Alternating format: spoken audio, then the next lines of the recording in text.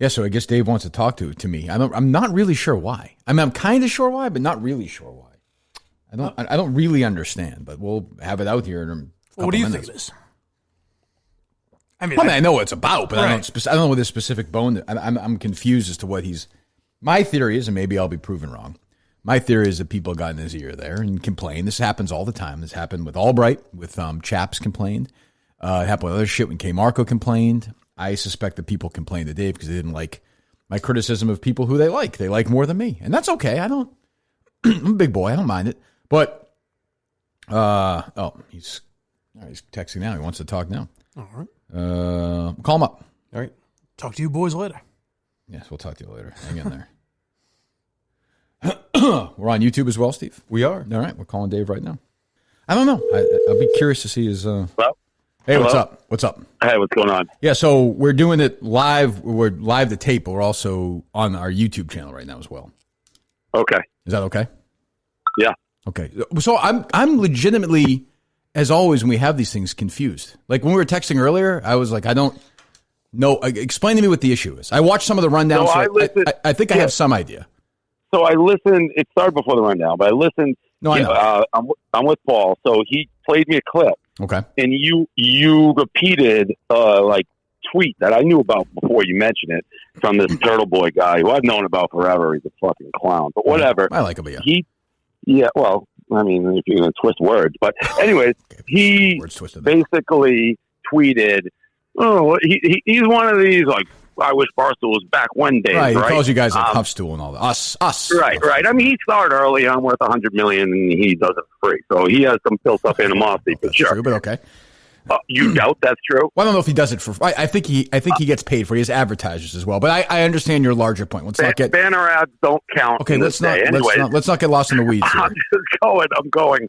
Here's the point. He said, Barstool's changed, blah blah. How can I spike a Blind Mike article and a Kirk article, and then allow an Ellie Schnitt article, right? Something to that effect. Right, but hold on. But what you said to me was, I retweeted. So I never said that. I never said ever, not once, that what Ellie did was on Barstool's blogs, or she said on. You read his tweet, no?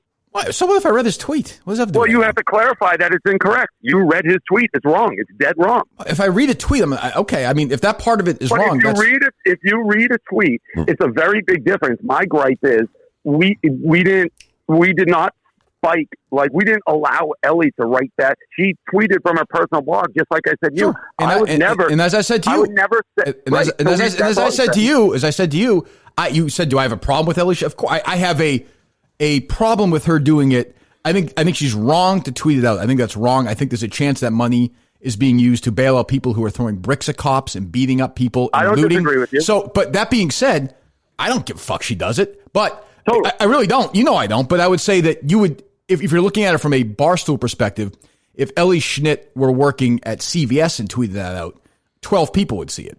If Ellie Schnitt's tweeting out with who she is at Barstool, a couple 100,000 people are seeing it. So it is a Barstool tweet in a way. And by the way, saying that from a point where she should absolutely do it if that's what she thinks. I don't care if she does it or not. But I don't disagree with what you're saying. The thing that I wanted very clear is I have always said I never restrict what anybody tweets privately. I've never asked you to censor private tweets or that's your personal. So what Turtle Boy said, if you want to read that tweet. Well, I don't even know what tweet you're talking about, but I'll go along with it. But you read it on your podcast. Okay, you read it in light of Ellie. So in light of Ellie, you read it, and it sounded like we greenlit a blog she wrote while simultaneously spiking blogs you wrote. That's not true. It was never on the blog. Well, first of all, I didn't say it was a blog. But secondly, I mean, that's what he did. He K. Marco, and I am not. And as I said this last night. I said that if Gaz wanted to get this part of it, I said I am not comparing Trenny in the Army or fucking Albright to what happened in Minnesota. Of course not. But there has been political blogs or whatever blogs, however you want to call it, that we've written in the past that have been spiked. That's a fact. I mean, that's a fact. Absolutely. Okay, so then I don't really think we disagree on a whole lot here. No, but it's the way you pose. I was already the Turtle Boy thing. People already the 20 of his followers were tweeting it at me, and it's just not true. We don't censor individual. I've said this. I've sent the email before. Anybody can say whatever they want on their personal Twitters. If it comes back to affect Barstool, you may be held responsible for that, but I'm never going to spike it. It's your own thing. And what I agree with what you just said right now, the trendy thing or different things, and the blog is different. Again, and I don't censor your podcast. I don't censor the personal, like the personal Twitters. But right now, the world is talking about this issue, so Absolutely. It's far more difficult to stand out than like trendy. Right, and I have no, as I said, we texted back. I have no problem with what I might, but here's the thing, which is this is what I thought it was going to be. Is I thought it was going to be, hey, Kirk dumped all over Ellie and Rhea and Fran. Oh no, okay, well that's fine. Okay, because I think those things are fucking stupid. I agree with I think I don't know where that money is going. I agree with you that people who are looting should not be getting bailed out. I agree with that. I don't like Fran or Ellie, whoever it was, tweeting out, and again, I am not telling them not to do it. I'm not saying it should be censored. I'm just saying I'm going to be critical, like they can be of me. I don't mind. have absolutely zero problem with you going after them for those tweets. They put them out there. When they tweet out a New York Times anti-racist reading list and ways for me to raise my kids to not be racist, I'm like, I'm a fucking 45-year-old. I have 2 kids. These people, I don't think have any kids. Like, I mean, and I'm going to criticize. And if they come back at me and say, fuck you, you're an old man, great. I have zero problem with you going at my problem. I did not anticipate this being the problem. Okay. Yeah. So my problem was, and if you went back and listened, I think you agree. He presented like somehow I was allowing that slant to be blogged, but not yours. And that's just not true. It was a personal tweet that we don't even know exists. And to be honest, I do let you that. That's fine. When it's personal, that's from you. When it changes when it's a blog. So the comparison, and if I misunderstood it, then I'm wrong. But I think you might have, but I don't know. That tweet. Can someone pull it up? It was actually the story, I think, is what you were reading. Yeah, because there was a blog post that Turtle Boy made that talked about Barstool. So I don't think it was just a tweet. Okay, and what is it? Is there a particular quote that you're looking at it, Steve? I don't have it in front of me. You don't have it in front of you, Dave? You read it on your. Well, I know, but I read it. I don't know. I don't fucking have it in front of me all the time. I'll find it. Yeah. So whatever that was, just the part that is like, well, I actually on all of it is closer to your point of view. I know. So there's no spiking going on. That was what I'm like. Wait a minute, we didn't greenlight spike anything. Okay, let me ask you this. It's a hypothetical. Somebody, Ellie Schnitt, decides to write a blog saying, "Hey, I think your money should go here." Do you spike that blog or no? Right now, probably not. In how it changes, but if you wrote opposite, it wouldn't either. The difference is, and it maybe some people may be like, "Wait, that doesn't make any sense." This is such a gigantic issue. It's far more difficult to be like creating some sort of battle on the business side because everyone's fucking talking about it and everyone has opinions. Right. So it's like, it isn't, whereas like the trendy as example, we're just picking a fight that we're the only ones fighting. So if it becomes news, it's us. It's like there's no one else really talking about. Yeah, I mean, I'm looking at the story here, and I don't see him saying... There's a line that says, because Barstool isn't political except when they're financing domestic terrorism. Right, that's the tweet. Well, no, that wasn't it. No? Well, there's a tweet. The word was spiked. It was literally spiked. Just a reminder that Blind Mike had a story spiked about Trenny Kuznarek falsely calling West Point cadets and white nationalists because they played the circle game. Well, that's true. I mean, that was spiked. That's a fact. But then he compares it to Ellie. It's all in but he doesn't say that Ellie... But am I wrong, Steve? He doesn't say that a blog from Ellie was spiked. He's saying that she is using her Twitter page to... No, he's saying it read as if we spiked your stuff and greenlit hers on the blog. I think what they're saying... I think we're now in semantical games. But I think what he's saying is you spiked our stories, but at the same time, there are people who work at that same company who are using their Twitter accounts to promote... funding. Okay, but even if you look under the comments, I gotta find a tweet. What the fuck do you care about the comments all of a sudden for? What are you so sensitive about? No. I'm saying the comments were the people who were like understanding like this is unfair, like that you're comparing apples to oranges right now. I'll find the fucking tweet. You read it. Comments from who? I'm sure I did. I'm just saying I'm looking at his Twitter account. The commenters were like there was no blog from Ellie. He made it sound very much like... So I understand that point of view. If you're saying we're greenlighting certain things and denying like your point of view. Right. Different subject matter. I agree. But we never spike tweets. Like if you want to tweet anything, you can tweet it. Right. Yes. No. They've never had that conversation with you ever. You've ever said anything. So yeah, all right. So then we are in a semantical game because that is the statement. I'm like, wait a minute, that is not what we're doing. Right. But I think you're saying that I somehow like. Well, I think if you went back, my role. I mean, what? So Gaz heard the sound. I listened to it. Oh, okay. But Gaz played it for you. Yeah, Gaz. Well, we already knew about the tweet. All right. What a rat. Gaz stabbing me in the back. I can't believe it. Big time. So Jesus he's like, Christ. listen, but I listened to it in talking to you. I don't think you totally got how I understood it. I think if you re-listen, you're like, oh, I see what he's saying. No, you might be right. But you might be right. And I like the guy's been super loyal to me. He's fought Murchison with me, Turtle Boy. Like I know he doesn't like you, but that's whatever. Well, that's because I'm sitting in Florida overlooking the Keys, and he's fucking in his basement watching out for our men in armed fucking shields walking up the street. That could be it. But like but I don't know. I mean, I don't remember doing it. All I know is we had 50,000 fucking things going on. I might have saw a tweet, and I do think it's for me, like personally. Like I get worked up. I see Rhea and Fran, who I know are very nice people, and I'm sure they fucking think I'm an asshole now. That's fine too. But I had 0.0 problem with you responding and going after. So I see that, and I just get worked up because I'm looking at and like I said, I have zero perspective on what people are going through, like what people are going through on that side. No idea. But I hear that, and I'm like, geez, I'm looking at people bashing fucking cop cars with 2x4s and throwing fucking cocktails at them in New York. And I'm like, if $1 is going there. And by the way, all due respect to Ellie and Fran and Rhea, I'm not sure how deep they dug into where every single dollar is going. That's the other thing. And, so I'm just looking at it like, it just seems not smart to me. I don't disagree with that take at all. So it wasn't like, I don't want you going after that. Listen, they tweet that out. They do that. They enter the arena. That's fair game. We're trying to keep written blogs fairly like logical and not, we don't want it to be fucking crazy because but if you have a point of view, like everything, I mean, to a degree in my rant, which wasn't like a poultry, I said what you said. It's like, the cops are I don't agree with all the stuff that's going on. It's very hard. It's a complicated situation, but it had nothing to do with what you were saying to them. I just thought it was unfair. To me, it came across as if we greenlit a blog from her, won't let blogs from you go. No, we let everything Twitter go. That's not the case. I mean, as far as I know, there was no blog written on Barstool. So if that's written or said, I didn't see that. If that's written and said, it's not accurate, but I didn't see that. So we essentially don't really disagree on much.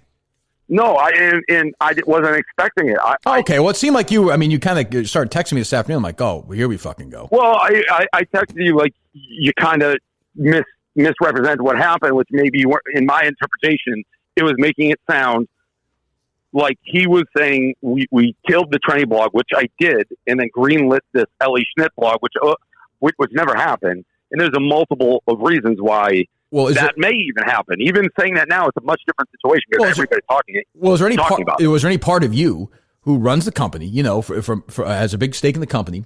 And I don't want this to happen. But let's say fucking 3 cops get killed tonight. God forbid. Is there a party that then steps into Ellie and if they're tweeting this shit out and saying, cut this shit out or no? From a Twitter perspective, I'm saying, or no? No, listen, the Twitter, you know what I'm saying though? Like if there's... Yeah.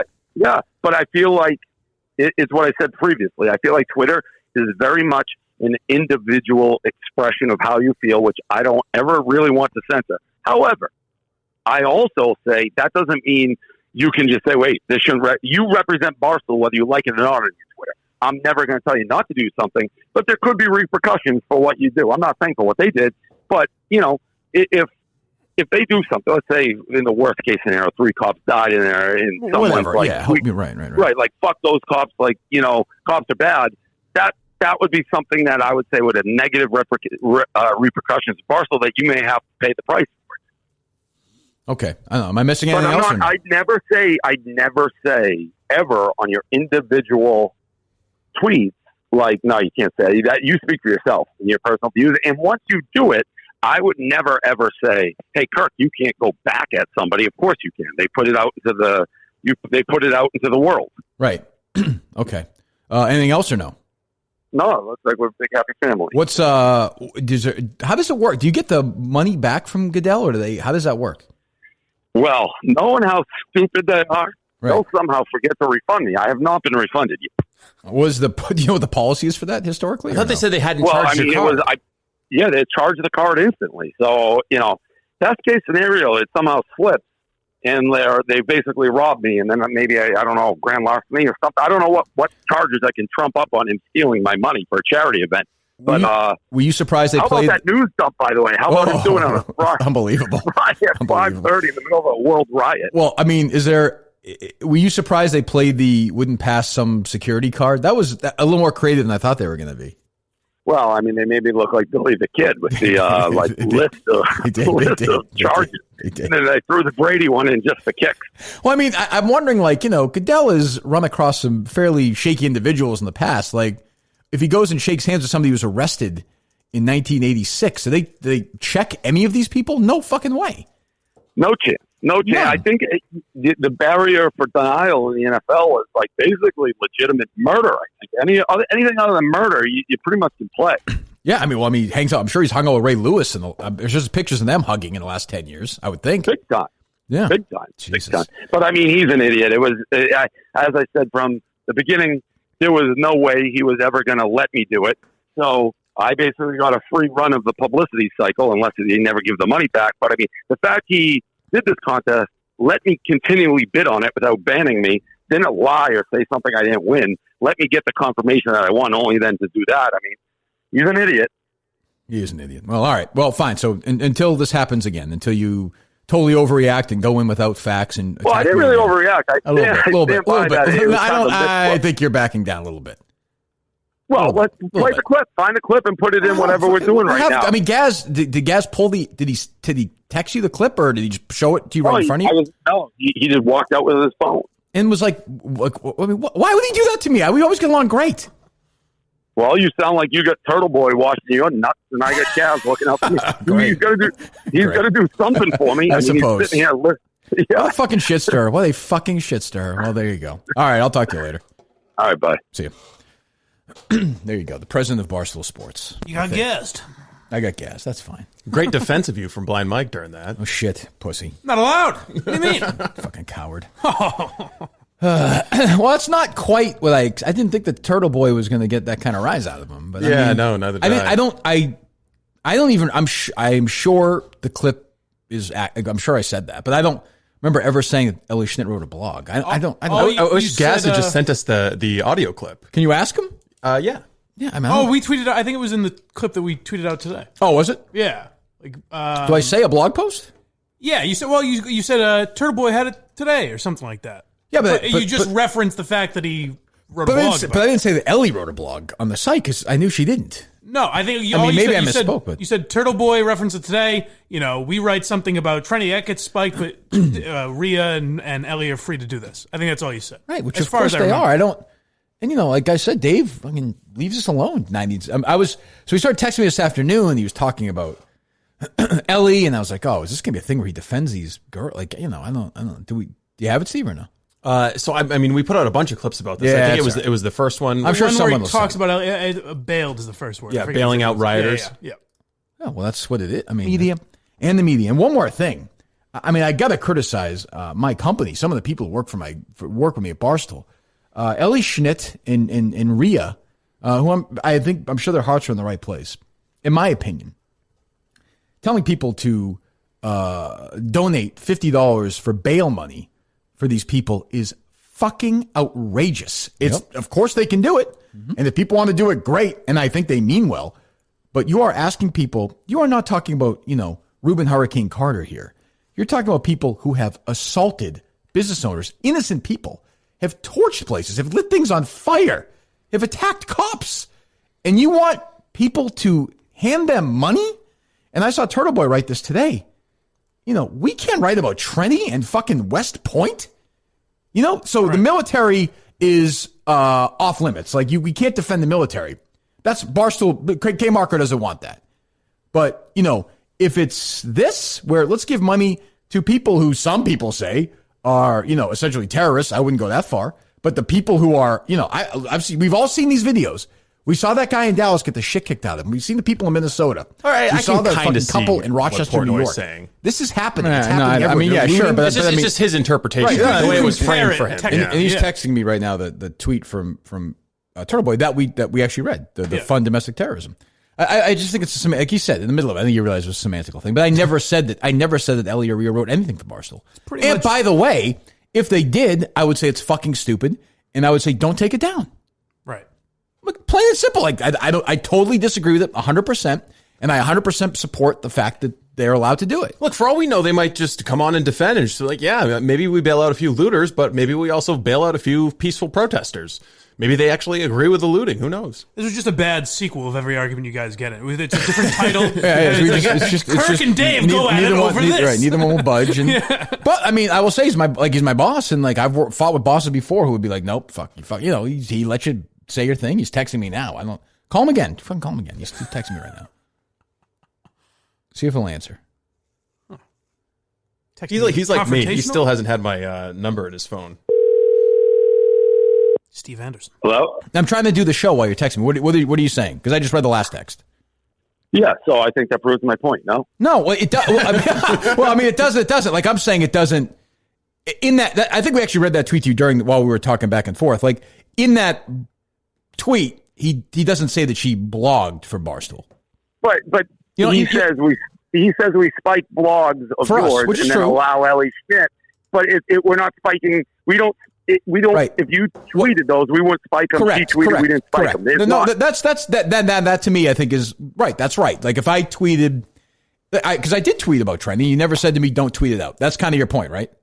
Right. That's fine. We agree. There was no decision. There was no decision ever made in that like tweet where we're like, "Yep, that's fine. No to you, yes to her." But my point is, he never said they spiked Kirk's blog I understand, but while allowing Ellie and Rhea to blog. Because you are allowing, you could say, hey, Ellie, Rhea, fuck you, delete that tweet. You shouldn't do that, in my opinion. But you could do that, and you chose not to. Correct. And we never do it for you either. No, that's exactly, I agree with that. Yes, that's right. Barstool Sports did not choose sides. There was no side chosen. And he makes it certainly seem like and when he says Barstool, basically me. There was no side chosen there at all. Right. Okay. All right. We agree. It's semantical. Yeah, but you would agree that makes me look like I chose a side, no? Well, no, it doesn't make you look like you chose a side necessarily. It makes Barstool seem like they lean, ironically, to the left. Now, we hear from these idiots all the time that Barstool is this fucking like alt-right place. But to be honest, that's where you want to be. You want people saying both sides because then you're kind of right where in the middle and taking every issue by issue. All right. But all right. I'll talk to you later. Bye. See you. Big happy fan. I mean, I see. I get it. I see what you're saying, but like it's like I'm surprised that I don't know. I'm always surprised that things like that can happen. But Minifans got under his skin, so I guess these things happen sometimes. I don't know. I expected him more fired up. It seemed like Steve thought the same thing, right? Like I thought. We were texting this afternoon. I was like, "Fuck, here we go," because I thought I was gonna be like, how dare you say that? It hurts fucking Rhea's researching subscription services. Right. The main real estate search had to be put on pause. I thought it was going to be like, damaging Rhea's brand. And I was like, boy, this is really unlike him because he doesn't really give a fuck about that. And he agrees with you 100%. Well, I think it seems like we agree on most of our fights about 98% of the stuff. Yeah. And neither one of us will say the other one. And we sort of get our way to some middle ground that is still bubbling and, Yeah, and then in 3 months, you'll go on Barstool Radio instead, and it won't be this show, it'll be Barstool Radio. Right. That'll be the big difference. Two masters. But it'll be the exact same argument. Probably true. Two masters of rhetoric. Yes. Well, big day for Turtle Boy. I mean, he's going to be all excited about it. They understand. It's like, just, you can leave me alone with the text and the 90 tweets, too. We got it. He knows who you are. Congratulations. But I told Dave, the guy's been super loyal to me. Yeah. I'm not going to, fuck am I going to say? Yeah, and he makes money off that, right? Yeah, yes, it's his living. I didn't say it's his business. So, yeah. But I think, Mike brought this up last night, too. I think the idea that Barstool is this alt-right site is wild. If you paid attention to there's a lot of nice people there, and some of them reached out to me. Some of the people who are different than me philosophically, and I think these people think the younger people think that I'm this like right wing guy. Well, you are now. Not that you are, but I'm saying by today's standards, anyone who says the things you say, like I was just thinking about Jason Whitlock because he just got fired. Yeah. Jason Whitlock's considered like this conservative right wing guy because you say that maybe some of these guys are assholes, some of these protesters. Well, some of them mean well, some of them are assholes, or not everything Donald Trump does is a disaster. So I mean, I had a back and forth with a Trump supporter today. I mean, a Trump hater today. I was just like, I can't. Like they're like all these. This police shooting happened because this guy died because Trump was president. Right. This guy put his knee on this guy's head because Donald Trump was president. And then you just say, was Trump president during Ferguson? Was Trump president during Rodney King? Was Trump president during Baltimore? No. And I don't blame Barack Obama for Baltimore. I don't. Some do. They do. Well, they do, Steve. I don't think conservatives blame. They might have blamed him for inflaming it. I guarantee you, not for the original simple Google search. No, I know, but not for the original thing, but for the hysteria afterwards, the riots. And where I blame Trump is how he handles stuff like this now. Like he fucking sucks at this. That's completely fair to attack Trump for his response to like this. My 20 minutes last night, my brilliant soliloquy that brought America together in 1996 would have been seen as a centrist. With just a middle of the road, of course, centrist. without doubt. Yeah. That is looked at by most now as a Republican thing because I'm not an extremist Republican, not even moderate. Not tweeting out, and I got to say, I'm sure there's a nice person, a fucking idiotic anti-racism resources for white people. A 26-year-old, whatever her name is telling me, I'm 45 years old, I got 2 kids. I've lived.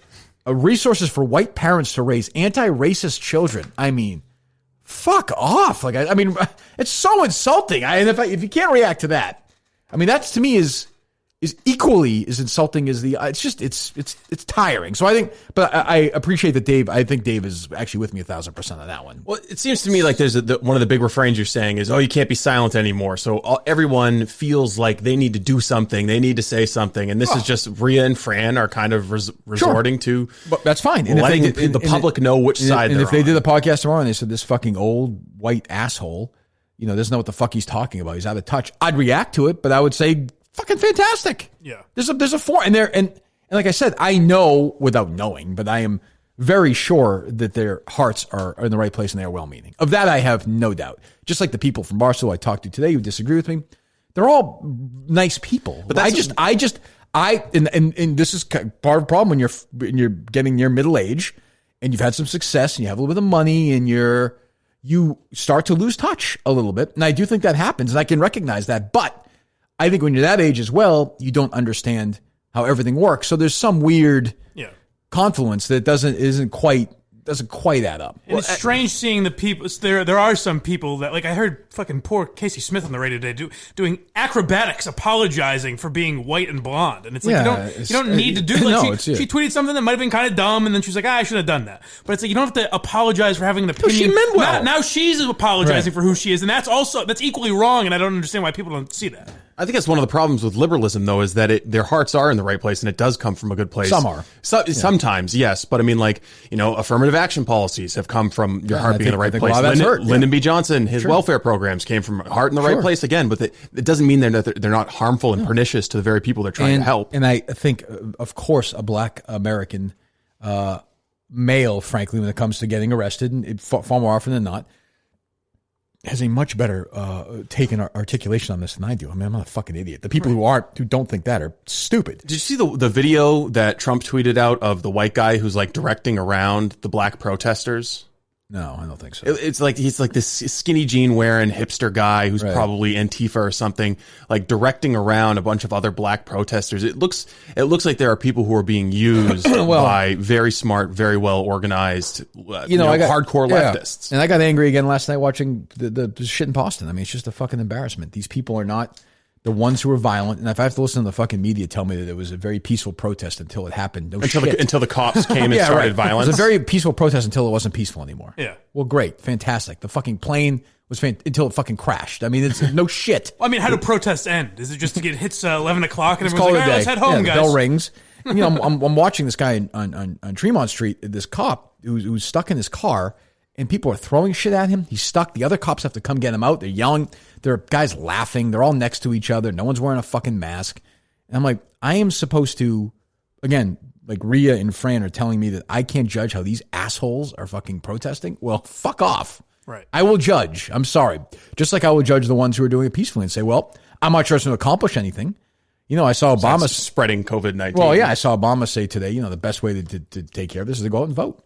And he's right. Now, of course, I mean, in his mind, vote for Joe Biden, but still vote for people who you think can do a better job. I mean, fucking, George Floyd's brother today. It was like, why are we? What are you doing? Yeah, he said George wouldn't want this. Yeah, he said, cut the shit. Like, what? You're destroying fucking businesses and houses.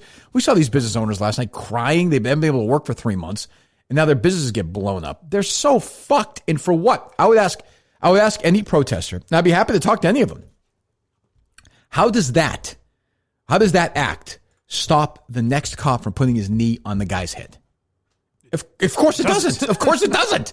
It doesn't. I get there's anger. I totally get it. I haven't had to experience it. I understand that, but that will not accomplish a fucking thing. In fact, it'll make it worse. Well, I think they don't want to. They don't want to fix it. They don't want to make. I mean, some of them do. Some of them do. But for sure. I think that they see it as just an expression of raw anger and maybe a little bit of vengeance. What are you saying, Mike? Last night you called Trump an embarrassment for the way he's handled it on Twitter and everything, but that's not enough because people would say you didn't go far enough in criticizing him. And it's like short of knocking the phone out of his fucking hand. Like not much I can do. Not much I can do. Well, you got to be down there in D.C. Right? You got to be setting fire to that old Catholic church where Abraham Lincoln prayed. Oh, unfortunately, I made the scenario that Dave, and I hope it doesn't happen. But I mean, what happens when 6 cops get fucking really beat up? Right. Or whatever. I mean, what are we supposed... And, last night you have... I don't know. I mean, Boston's a mess. Marty Walsh is such a shithead. You have Rollins, who's a fucking lunatic. Criminal's best friend. Baker, who's a baby. I mean, the only guy with any fucking guts is the police commissioner, the poor guy who's, has his hands tied behind his back because what are you going to do? I mean, what are you going to do? Well, do we know was that his Facebook post or not? Yes. For sure. Yeah, Turtle Boy says that it's legitimate. So. Well, it's a friend of the show. If Turtle Boy says it's legit, then... like that rat Gaz. Jesus. He's the greatest at that, too. He is. He's the best. Because what's beautiful about him is he would do what he did there. But then if we were working in the office, he'd walk over to your desk and go, "Jeez, I don't understand why Dave's so mad about that clip." Like, he'd get you both fired up. What he would do is he would send me be like, "You see what Rhea?" Yeah, exactly. I respect that. A Hall of Fame shit. I like him, but I mean, he's a great guy. But it's funny that he just walked. I just picture Dave at the pool and him, Gaz at the house. Did you see this? See what Kirk said? This is kind of strange. I don't know. I mean, it's okay. I mean, big listen. shit-eating grin on his face. Yeah, look. I mean, this is why we brought him in, right? But I mean, jeez. Did Ellie didn't blog that, did she, Dave? Fucking unbelievable. He keeps comparing it to Turtle Boy. Keeps comparing it. Jesus. Kirk agrees. Kirk loves Turtle Boy. All right, you want the perfect Father's Day gift that's coming up. Pretty simple. I'll get a professional hand-painted portrait created from any photo at your life at a truly affordable price. If you got your picture taken with Blind Mike and Madawaska, there you go. Get the painting done. All right. Like looking one way, you looking the other way. It's like that Goodfellas painting. It's like the guys that... Aren't they wacky? It's like the one that Tommy's mom has in Goodfellas. World-class artists will do it for you, and they will work with you until every detail is perfect. So any picture you've had in your life, your dog, your mom, your dad, your brother, your wife, your husband, your sister, your whatever, paintyourlife.com is the place to get the original painting by that world-class artist done by hand from a photo. Great idea. It really is. Affordable, quality, top-notch. I've seen the work done. You go to paintyourlife.com. Paintyourlife.com. Tell me it's a good Minifan. I want to see the Minifan step up here collaboratively, even if they have to, with some great pictures. And we'll put them here. We'll put them in the mural if that's what you want. At paintyourlife.com, there's no risk. If you don't love this final painting, your money is refunded, guaranteed. And right now is a limited time offer. Get 20% off your painting. That's right, 20% off and free shipping. To get this special offer, text the word Kirk to 64,000. That's Kirk to 64000. Text Kirk to 64,000. Paint your life. Celebrate the moments that matter most. I got to fucking pee again. I'm drinking so much water today. You two feel free to say whatever you want. So apparently, President Trump just did his press Rose Garden announcement about mobilizing federal resources, and then he walked right out of the White House grounds over to that church that they tried to set on fire last night, right into the heart of where the protests were in Lafayette Square. Well, clearly, he's seeing the coverage on Drudge Report or whatever saying, the president hid in his bunker. And he's like, well, fuck it. Yeah. I'm going to go mix it up with the protesters. Right. Give me some brass knuckles. I didn't get it. I was asking you that before. Wouldn't that be common protocol or no? For him to be in a bunker during I think crazy so. times? Yeah, no. Anytime there's people around or there's any kind of threat, that Secret Service just take him down. He doesn't really have a decision. It's not like President Trump was like, hey, guys, I'm scared. take me down into the bunker. But that's a pretty good photo op of him walking right out. He's a master of the television shot. Oh, is he? Is he ever? He's standing in front of that church with the Bible. The message is clear that he's going to stand up for the old churches, and Joe Biden's people just want to set him on fire. I don't know how this plays out for him politically, though. How much would Kirk have hated this little segment, huh? He'll probably listen back to it, of course. I'm sure he's like, oh, what am I missing? Some great fucking political analysis. Without a doubt. He's the P1 of the Robinson Report, for sure. You'll like what we just did. Listen later. What are you talking about? Trump? Oh, yeah. President Trump's little stunt after the Rose Garden address. Sources tell me that Steve is not happy with his co-host on the Robinson Report, Mike Geary, who, quote, doesn't know enough about politics. He told sources. Well, it's fair. That one's fair. The constant refrain from the pee break segments is Mike saying, "Oh, Kirk would hate this. This sucks." I'm sure it's fine. Yeah. So I watch this, and I just get, if they just protest at peace, whatever. Again, I don't think it accomplishes a thing. Maybe I'm wrong. But I see, and like you said, where it's going, and it goes that way. And then everyone's blaming everybody left and right. Do we have the Facebook post from the police? We'll do that first. Let's go. We'll do that last. Let's go. From Gross? Yeah. Is it Gross or Gross? I think it's Gross. Yeah. Gross. So, here's, more on Marty. That's what Trump would call him, right? I like to think I got that one right. I would think so, yeah. Has his press conference today for the press to ask questions, freedom of the press in the United States. I think we have that. I don't know. Here's Marty just setting some rules under the press conference. What I'd like to do now is take a couple questions. I would appreciate if I could get a couple questions about the peaceful protest today, sure. And not focus on the events that happened later in the evening. I'd appreciate it if you didn't ask about those cop cars getting lit on fire. Let's go now to the head of the IOC at the 1972 Olympics in Munich. Yeah, he's basically like a Me Too accuser. Guys, we know about the killings here in Munich. Can we focus more on that unbelievable 400-meter race? I'd like to focus on that, please. Let's go down to NASA now. Look, all right, fine. The challenge was that, but I mean, how about the food before? Have you guys seen this? Let's spend some time on that. And of course, the press just fucking nobody asked Baker or Walsh a semi-tough question. Rules are rules. They did ask. I think Walsh got a couple of tough questions. 6 times 4 is because we're in the midst of the pandemic. Why was this allowed to happen yesterday in the midst of the pandemic? Understanding potentially that there was going to be. Hold on. Do you think Marty thinks it means in the midst of the pandemic? Yes, you do. Yes, which is not like a bad phrase in a weird way. Like he strikes me as going more through the mist of the pandemic. Isn't that what you corrected Dave on Barstool Radio? Did he say mist? And you said it's midst. I watched a little bit of him tonight on the Rundown just to see. I thought there may be a hint, and he did. He talked about me a little bit. Mm-hmm. And I think he's like, I don't know about this other group, the Anturfers or whatever. I've never even heard of them. He's talking about Antifa. Now keep in mind, this guy will be president in 8 years.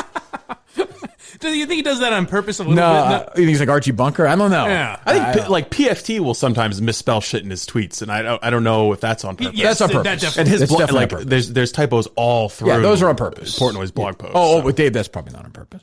I even listen to those guys. Look, I love those are three of my favorite. Dave and Kevin and Dan, and all three. Even Dan's like, I don't know why people make this a political issue. It's not a political issue. I'm like, well, it has been political. Let's not pretend it's not a political issue. Yeah. Well, you have people defending the looters. Right. And I appreciate that he would like it not to be. Like, that's a nice sentiment, but that's not where we are anymore. There's also half the country, half the media are in denial about what is happening, like the organized nature of some of this looting. Like, of course, there are just pallets of bricks popping up where they know that protests are going to occur. And what the fuck? No one's asking questions. Don't you believe about this? The damage is worse than what the media told us last night in Boston? Oh, absolutely. Of course it is. Where are the live shots from Meth Mile? Where are the live shots from Newberry Street, where all those stores were looted? Yeah, I mean, I was listening to Kevin today, and he's kind of like, I feel weird just going into our regular show. It's like, you were right when you say Twitter has changed everything, because if it wasn't for Twitter, I mean, any other riots, it's not like, well, we can't do a show now. Like, we have to be serious. Well, it's like the day after Kobe Bryant died. It's like, we can talk about it. It's not, and you can bring up things that are uncomfortable. I don't know why, and I'm lucky. I am very lucky that I started my career working with somebody who did that. You know? Yeah. And Jerry did it too, but John was the best ever at it. I suppose Jerry has some political thoughts too. I don't remember. No, but like working with Jerry and John, because I mean, I was 5 weeks into with those guys when the marathon bombing happened. Oh. And they were just like, whatever it was, 6 weeks in, I don't know. And they were just like, all right, we're going to do it, and we're going to talk about it, and we're going to say, and then right away I remember thinking, geez, Jerry's saying things that, are going to be unpopular. And I thought, well, okay, we're just bullshitting. Great, fantastic. And you can do that and be responsible and understand that there's other sides and that there's disagreement. And I like on Barstool, like Erica had on a couple of the guys today. She had Willie on and, oh shit, I forget who she had on. Brandon? I don't think so. I think I might have been. I forget. But, Tyler. I'm sorry. Oh, he's from $1 million worth of games, right? That's him. Yeah. Great. Pardon my take had on the old running back, Arian Foster. Is that his name? That's a name. I don't know who they had on. I think he was on Pardon My Take today. I know CCK had on Alveda King. Yes, oh, yeah? I did, yeah. Oh, good. I mean, that's fucking great. Like, and we do our thing, and it's not, and I don't think it's that, and I'd like to get a chance to, what do the kids call these? Rap with these kids? Yeah.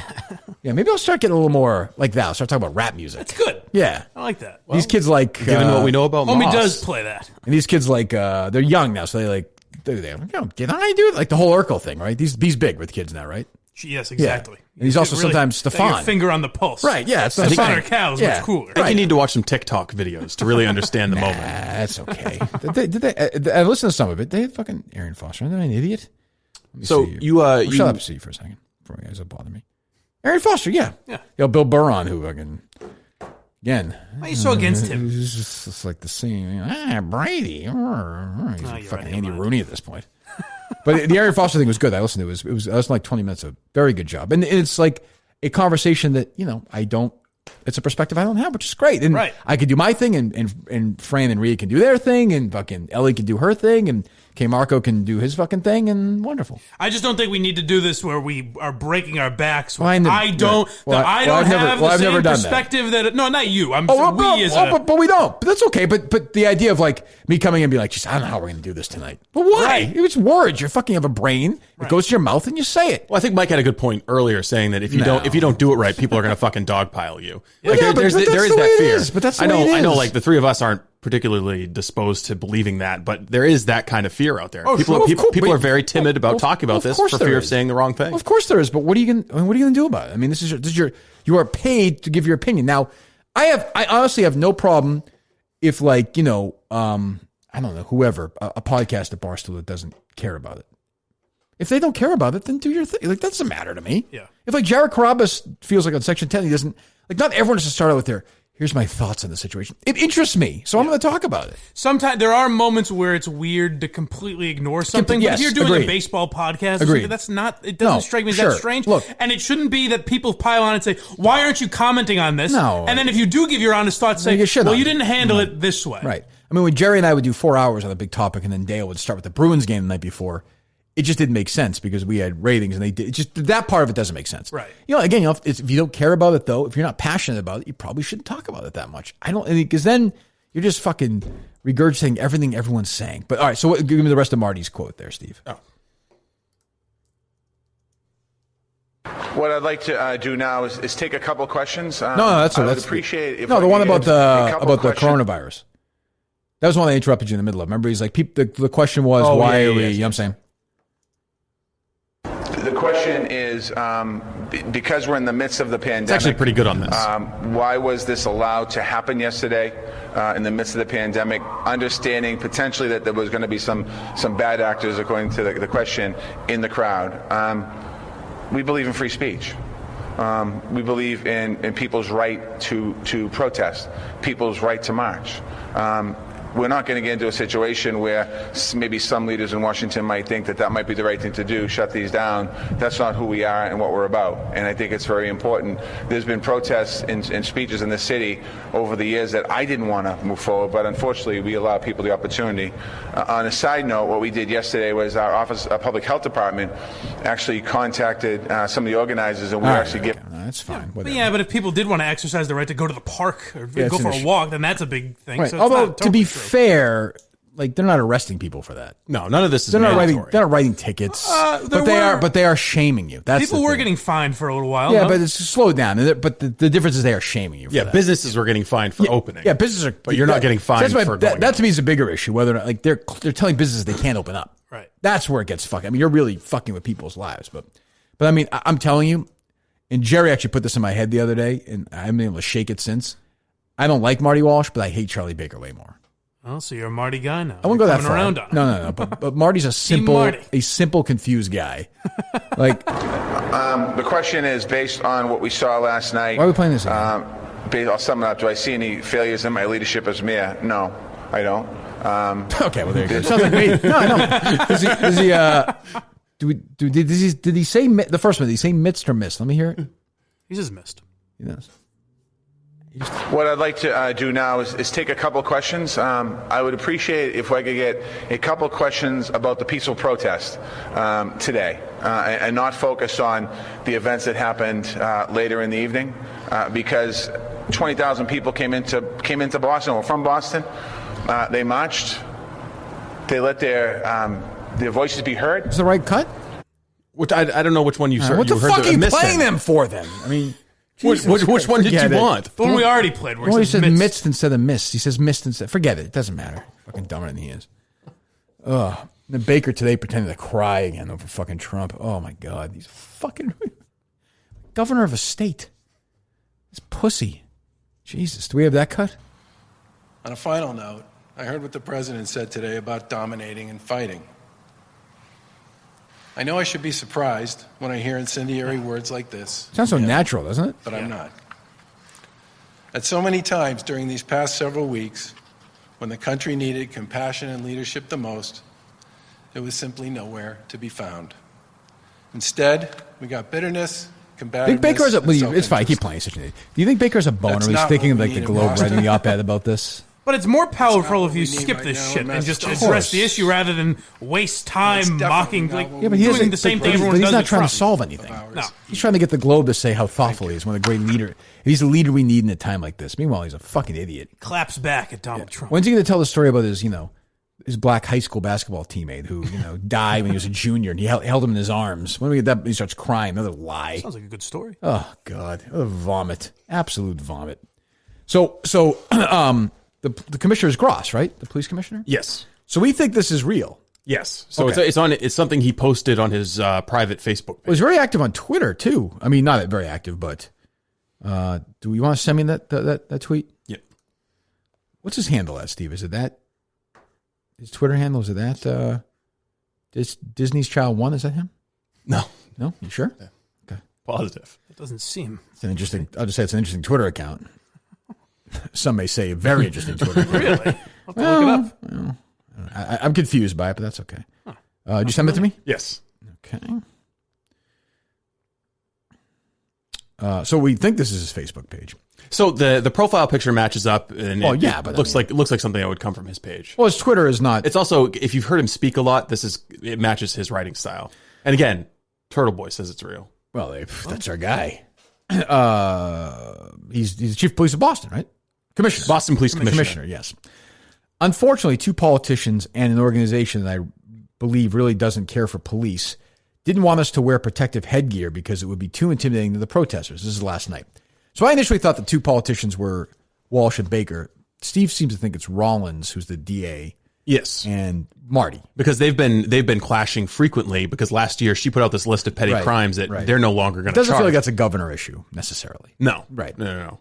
Even after I explained that Antifa would infiltrate the peaceful protest and attack us, they did not appear to care because our protective equipment would be too intimidating. I seriously wonder if they even consider police as part of their constituency, which is a really good point, actually. Our safety did not appear to be a factor at all. The people that do care, the thousands of voters that are the friends, family, and supporters of the first responders will never forget this. 7 officers injured and several officers shot at on Tremont Street by an occupant of a moving vehicle. We arrested the suspect and recovered the firearm. Guess we need protective gear after all. Let us hope that the 40 arrested and the man that attempted to kill us by firearm are not bailed out for $40. It's something to keep in mind, by the way. Or released on a personal. They'll probably back out to loot again and shoot again tomorrow. But we will lock them up again. We will protect our city. Cannot wait for elections next year. Now, what election is next year? It's not gubernatorial, is it? No, is it Marty? Thank you to our first responder, family, military that saved the city from being burned to the ground. There's city council elections. Maybe. Thank you to all the. Oh no, mayoral. Yeah, I thought so. That's next year. So there you go. Again, so this guy is saying that these fucking assholes, if this is true, Marty Walsh is saying, don't protect yourself as much as possible because it'll look bad. It'll look scary. Meanwhile, one of these guys could have got killed last night. You don't want to look scary. Yeah, I mean, they could have got killed. The protesters could have been frightened, though. That's true. Ooh, this is fucking insane. These protesters seem really scared of police officers, I have to say. That seems like a very long thought out post to then delete immediately. Well, he didn't delete it. It's on his private Facebook page. Oh, we just don't know. Yeah, none of us are friends with him on Facebook, so we can't go find it. So we think that's him for sure. Yeah. It's been going around. People have been sharing it around. Now, of course, nobody in the news has it. Yeah, why would they have? Yeah, why would they? Why would they have the? Nobody asked him about it today when he spoke at length at the press conference. No, the commissioner of the police in Boston, while this madness is going on last night, basically went on Facebook and called the mayor of Boston. Basically said the mayor of Boston and maybe the governor of Massachusetts and maybe the DA and maybe maybe other elected officials. Said, you know what? We know these cops might get their heads blown off, but think of how it'll look. Think of the optics. For the protesters. Well, you know what? How disgusting is that? That's not even the reason. That's so fucked up. I think part of the reason they didn't ask him about that is not even political as much as they don't want to give guys like Turtle Boy credit for finding it when they didn't. Oh, sure. Well, that's a big reason for that's part of it. But I also think that from a liberal perspective, having a black police commissioner go up there and talk shit about Marty Walsh in this moment, it would not be a great look. Especially because Marty's right there. True. I think he would answer it. Oh, he would absolutely answer it. He would say that exact same thing. But they don't. I don't think he thinks Walsh. They're not interested Walsh in a fucking idiot. They don't want to produce that video clip. Have we tried to get this guy on? Yeah, we've reached out to BPD because we also FOIA'd the names of all the arrested. Good, but they just posted them for everybody. Isn't it weird in Boston that like if a guy like that ran for mayor, he just couldn't win because people just keep reelecting Marty Walsh? Like Marty Walsh will win till he dies. He wouldn't win. He's too the way Boston is. Walsh is so unioned up. Yeah, it's the machine of that. Think of the money he's already raised. I mean, it's the ones he's given to his fucking girlfriend. And this guy, and we keep talking about change. He'll be looked at as evil now because he's a police officer. Yeah, is the enemy. I'll tell you the shit that you they were dealing with. Perspective, he might have the best of any of us. Right? And definitely. For sure, again, keep this in mind. If this is true, Marty Walsh. If this is Marty Walsh, there's a mayoral election next year. You referenced. He's saying to this guy, "Nope, sorry, can't do it. It's gonna upset the people who are there to break the law. It's gonna make them uncomfortable. Like what the fuck?" And again. They're shooting at these cops. Again, that cop dies. That's where your money's going. So that's make sure everyone's comfortable. It was an insane night listening to the police scanner. Like while I was getting the blog or the podcast ready to go. Show up. I was just listening to what they were reporting. And it was basically like they were getting calls left and right, and they were screaming around. True or false? I heard do you wear a police uniform when you listen to the scanner or no? No. Are you sure? Yeah. Officer Robinson reporting for sure. No, I was listening so I could find gems like this. So if we have anyone down in the area, the aquarium, getting reports that someone saw on Facebook a group of kids trying to break into the aquarium. Jesus Christ. What are you going to loot from the aquarium? Like, are you liberating the penguins? You see the video KFC tweeted out of the guy trying to drag the ATM machine onto the bus? Yeah. I also retweeted some helicopter footage earlier of this guy's like coming out of a liquor store or CVS or something. Right. There's cops all through the parking lot, and the way he jukes, dives, and then gets into a full sprint, there's not a chance of these cops catching him. I don't think this guy is George Floyd in mind. I just don't. No. I know I'm naive. I know I'm cynical, or whatever. But I just doesn't feel like that's what's going on there. It's possible. Sending a message. Who's really worked up about the whole situation? No, Steve. Who? Mark James of WEEI. I don't think this is necessary. You don't? I like him. He's very supportive. I mean, you know what? I would defend him. Ambushing you with the sound. Let's play the sound. I like. Mark has always been very supportive of me and of the show. He's the one guy who talks about me on that station. I would defend him on this. To be honest. Like him. I don't think he had any kind of evil motive. I don't either. But I would say, not great timing. I'm just saying. I know how they just got taken over. Well, this is a little rough. This is the worst part. Like the final scene in Scarface, where the gorillas come over the wall. Okay, I mean, it just gets taken over. I mean, I don't know. You want him fired for that? No, I don't want him fired. No, I know. I'm saying. I see people calling for it online. He's a dummy. That isn't a racist comment. He's not. No, well, he's a dummy too. I mean, I like him, but he's not. Believe me, he's not. It's just, if he gets in trouble for that, I mean, I'd like to see EI eat some shit. But this is actually one of the few guys I like. Yeah, I mean, I always say this, but it just seems more racist to go there in your own mind. Sure, because he's clearly not thinking that. No, and if he was, like, he wouldn't say it. Of course. To me, it's almost proof that he isn't. Right. Why can't Greg Hill say that? But you just, Fitzy said worse. Jesus. We'll get that sound tomorrow. Oh, my goodness. Yeah, I don't know why guys are going after him for that. There's so many better things to trash EI Fitzy in blackface today during the show. Right. That was strong. All right, I got another cut. This is Maura Healey today talking about this. Another puke. You're going to like this one. I condone that violence. I condone violence in any form. Yes, she does. Yes, she does. It's great. Just go out, start looting. She won't have to be during the Aaron Andrews thing. Yeah. Oh God. Is that really your job? The fucking district attorney of the state, right? No, she's the attorney general now. Attorney general. Yeah, Right? yeah. I asked Steve, do you think she doesn't know what condone means, or she thinks it means the opposite, I think she meant condemn? I think she meant condemn. Okay. I condone that violence. I condone violence in any form. Well, I mean, that's gonna come back to haunt you. Or maybe not. Actually, this time. Hey, get as creative as you want. I condone. Like, honestly, that could not be a gaffe, and no one would care. If she went out there and she was like, "I condone this looting," it would be a problem. I can't take it anymore. I can't take it. What else do we have? Anything else outside of this world? I think that's pretty much been it. What do you Jason mean? Whitlock got canned. Yeah, I'm not surprised. I don't understand why he's not a bigger. He's not a compelling television personality. But I think he's low energy. He's a good writer. He's a good tweeter. He's not great on TV. See, I don't watch. I'm part of the problem. I guess I don't watch. I've watched it, but to me, he's more interesting than like Stephen A. Smith. Sure, but he's not Skip Bayless. but he's not for like 3 minutes though. Like he's very slow, and we've been down on the radio. He's not great. Yeah, he's good. He's good contrarian. He's got good thoughts, and he takes every case individually. But yeah, I don't know. I don't know why he's gone and fucking. I mean, Colin Cowherd is a star. Whoever. You can't Jim Rome. I can't figure it out. I have no idea. Well, it's a big day for Mike. One of his friends is going to be back on TV.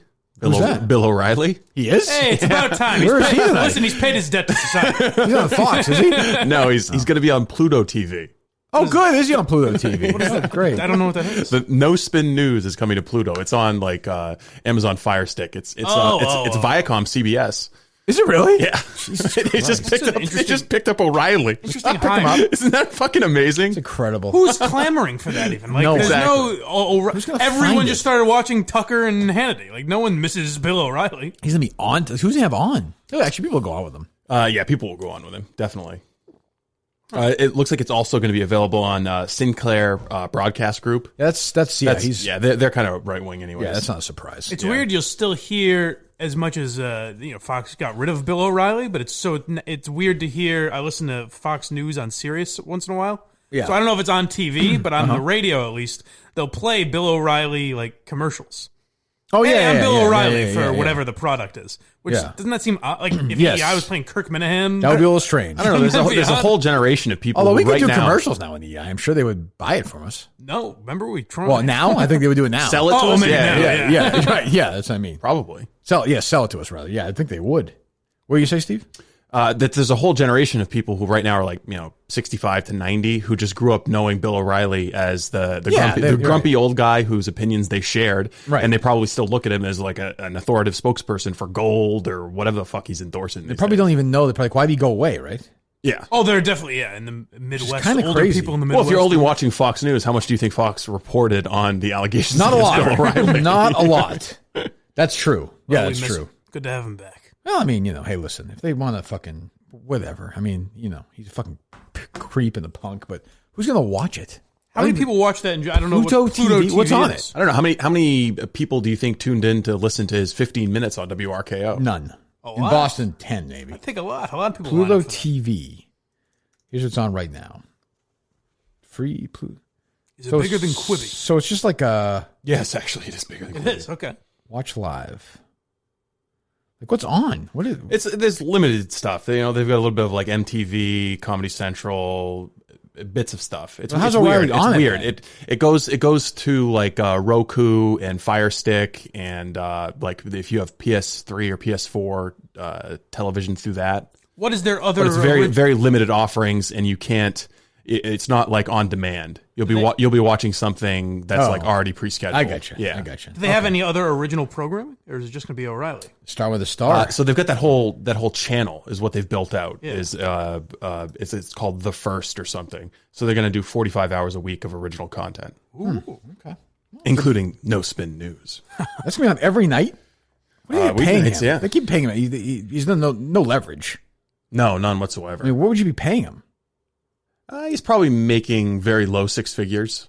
Yeah, I guess for him, why not, right? Because there'll be some production involved. He's got his own home studio now, so he's got staff to pay. That's true. He's kept the same producer throughout all of this. So I can't. Yes? Yeah, Jesus. I can't imagine. I mean, the woman who I used to go through to book him for Howie is still with him. Huh. Well, good for Bill. He's been held down for too long. I saw a good tweet from somebody today. Let me look it up here. 207 Minifan. I think great YouTube network content would be Kirk Min playing around the golf and talking about his approach and what he'd be thinking for each shot. It would also be a great Minihane Brothers episode. We should do that. Yeah, I think that'd be great. That? Yeah, sure. I'll do that. Yeah. Sounds interesting. I mean, people like that. It's like fucking Riggs when he plays a hole of golf. People love that shit. Right. You're ferocious out on the golf course. I take it very seriously. Yeah. I mean, Adam and Ryan, they hit the ball further than I do, but I'll be competitive. For sure. Absolutely. So we can do that. Yeah, I don't know when we're going to do that or where we'll do it, but we can do it. You're not the best golfer of the three? I think Adam is from handicap, probably the third. Oh, wow. But it's very close. Ryan and I are very close. If we play 10 times, he probably beats me 6. Oh. Adam used to be a lot better, but now he's better. I'd say he's the best of the three. Wow. But I don't know what system with it. We could do it like the fucking Brady, bring a celebrity fourth as well. Yeah. I don't know who that would be. Who would that be? Scott Neri from the golf tournament. Do celebrity fourth? Yeah. Yes, I understand. Yes, I'm thinking maybe Jerry. that could be it. That'd be good. Oh, Jerry isn't. I talked to Jerry for I don't know. Jerry probably wouldn't do it if I was going to be there doing the video. Ooh, I talked to Jerry for like 30 minutes today. He is in his sweet spot right now. He's all fired up. Watching Fox News and jerking off. Oh, yeah, he hates Steve. Yeah. Even now that you two have mended fences. Well, he said to me, if you, there's reports of a potential settlement between AJ Baker and the woman whose breast he groped, correct? Not even reported. Rumored, yeah. And he's like, why have you talked to Howie about it? I'm like, I don't think Howie. I'm like, first of all, why? We'll break it ourselves. And I'm like, I don't think Howie wants to talk to Steve. He's like, yeah, I don't blame him. He's a rat. I've been very good to Howie Carr. You have a good relationship with him now, do you? Yeah. I mean, we don't talk a lot, but I've been very good to Howie. I didn't say you haven't been. Yeah, I'm just saying, Jerry Callahan's a rat and he's spreading lies. Wow. Well, I mean, do you think Jerry would say the same about you? When's the last time you talked to Howie? It's been about several months. Almost a year now? Yeah. Well, it can't be that great a relationship. You left acrimoniously. I don't think so. You cried. All the members of the family? Of the Carr family? Yes. No, I mean, they were probably sad that they were losing the best producer in the business. Absolutely. Yeah. Absolutely. How could you not be? I get along great with them. That's not true. I get along fine with Howie. You said them. When was the last time you talked to him? Well, we never talked before. But I mean, if I saw him now, I'd say hi to him. So would I. Yeah. I mean, I don't know about everyone in his family, but, there's a lot there. That's what I'd say. There's a lot. Steve was... They're great people. They are? Yep, great people. And I think I've been great to them. Oh. Sounds like everyone's great. They've never been nice to me. No? I'll say that much. No. Big fans of yours. Either one of them. We have any sound or anything, Steve? No prank calls lately, huh? No parody songs? No prank calls, no parody sounds. I mean, how can we even play a parody song right now? Oh, it's just, it doesn't feel right. The tone is not right. I can't do it. I couldn't react to it. I wouldn't laugh if it was funny. I've got basically a lot of sound about, the riots and everything. CNN personalities trying to justify the looting. Former Obama hacks saying that it's Russians trying to sow disinformation. That wild phone call that Trump had with all the governors today. I saw a guy on Channel 7 today. I was actually watching the Channel 7 news like a 90-year-old. Flipping around just because I want to see the footage. I forget this guy's name. This guy is a fucking shithead, this news reporter. Why? What is his name? Alex something. God damn it. I don't even know. Channel 7 News. Does anybody? No idea. I don't even know which one that is. Channel 7 News. The local Boston TV news just loving this. Oh, I'm fucking soaked. Alex DiPrato. Okay. DiPrato. That's his name. Not familiar. He is a shithead. Well, what? His head is made of human feces. He did some report today where he was just like, he talked about that thing in Tremont Street last night and said, and for some reason, it appeared that the police decided to use sticks or whatever. And I'm like, well, the fucking cop is stuck in the car. People are throwing shit at them. And then later on, he's like, and he's like, we have footage from 15 minutes ago. The police in the sign of force have come out, and they show a bunch of police cars driving, preparing for potential riots tonight. And he's like in a show of force. I'm like, well, there's not a show of force. They're driving cars. You're trying to make these guys out to be evil, bad guys. You fucking shithead. Tweet at him. Just tweet the word Minifans. Do me a favor. Is at Alex DiPrato. Just tweet the word shithead to him for me, please. This band of rogue hoodlums. I want 500 people tweeting the word shithead to this guy, please. So he also he tweeted out, I don't know if it was this morning or last night, he tweets out a video of one of his colleagues who's in a car that gets smashed in with a brick. Oh, well. He's like, these are peaceful protests. So I've never been to his Twitter handle. I'm here now. I'm just waiting for... What's his bio like? Anything good? On the night team for Channel 7 News. But, it's just all... Yeah, it's just all about, a lot of liberal stuff on the likes on tweets. Re-emphasizing that Charlie Baker's a Republican with strong words. Yeah, you see that? He's an idiot. Shithead. He's a shithead. A group of violent men in blue uniforms. Yeah, we're not sure what they are. Just tweet the word shithead to him. Well, you can use 2 words if you so choose, but 1 word. Shithead. His head is made of shit. What a fucking asshole. This guy doesn't realize what he's in for. I mean, if there are 500 tweets to him, it'd be fucking get ready for a 6-minute show tomorrow. So I'd say, piss me off. Oh, but good. Let me hear some of these idiots on the news. It made me think of that. All right, this is CNN's Sarah Sidner. Terrific talent. I know people see violence and think that people are just taking advantage of the situation, and there may be some people who are. I don't know that every single person is doing this born out of pain, but I can tell you many people are. We've seen it. They don't know what to do with that emotion, so their response, especially young folks, is to lash out. And one of the young folks, we talked to him on your show. You had him on your show. A young man who is from Minneapolis who said, do you see all this damage here? You don't listen to us when we speak, so you listen to us now, don't you? So acting out gets attention. And they know that because the other way hasn't gotten them the attention. It hasn't done anything. It hasn't changed anything. So they're hoping this will. Will it? I don't know. It's just actively encouraging looting on CNN. A mediocre cut. Mediocre cut. Long and sort of, B- on that cut. Boring minus. But I would say, why don't we look at that? If you're saying a generation of people, their instinct is to get violent because they're not being listened to. But she couched it. She was like, it's not everyone. Some do that. Maybe they don't mean. Like, she couched it, I thought, beforehand fine. I think if you're watching that, you're getting ready to go to a protest, you're like, oh, well, you know what? She's kind of got a point there. If you're watching the peaceful protest, the petitions haven't worked. You're jerking off to that anyway. Who else do we have? Susan Rice. Okay. And they are probably also...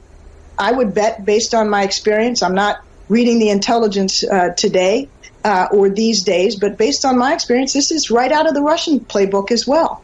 But we can't allow the extremists, the foreign actors, to distract from the real... Tariq was there, right, with the rest of the Russians? Yeah, exactly. Especially the Photoshopper. It's just, how do they allow that? How do they allow that and pass it as journalism? It's fucking incredible. And they're also trying to pretend like Antifa doesn't exist. Like, I'm so sure, weird. I'm sure that conservative media has built up Antifa a little bit. For sure. But when you see the amount of organizing that's going on behind these protests, and again, pallets of bricks just showing up randomly at the site. It's not, they ignore... They just choose to ignore these things. I mean, I know why, but it's just, it's a lot of work. Who else? Do you want any of Trump's phone call? Oh, yeah. So Trump called the governors today. A little pep talk from Trump, who sounds like that famous football coach, Joe Pesci. Getting ready to get the... very, very similar, getting ready to get the guys. How many governors were on this call, do we know? Equally inspired. Well, all 50 were invited. Some weren't on it. Like Charlie Baker today said that this was the first call that he missed with the president. If you're a governor of a state, the president puts you on the call. You don't answer the call. It's actually kind of funny. It was a conference call, and they had to push #2 in order to get through and ask a question to President Trump. Yes. And Trump is like repeatedly throughout the call saying, "No, #2, yes, #2." Jesus, he's a Twitter guy. Let's hear from the president. We're strongly looking for arrests. You have to get much tougher. You're going to get overridden. I know Governor Walsh is on the phone, and we spoke, and I fully agree with the way he handled it the last. I've got 2 gift certificates to a Rick's Pizza in Madawaska.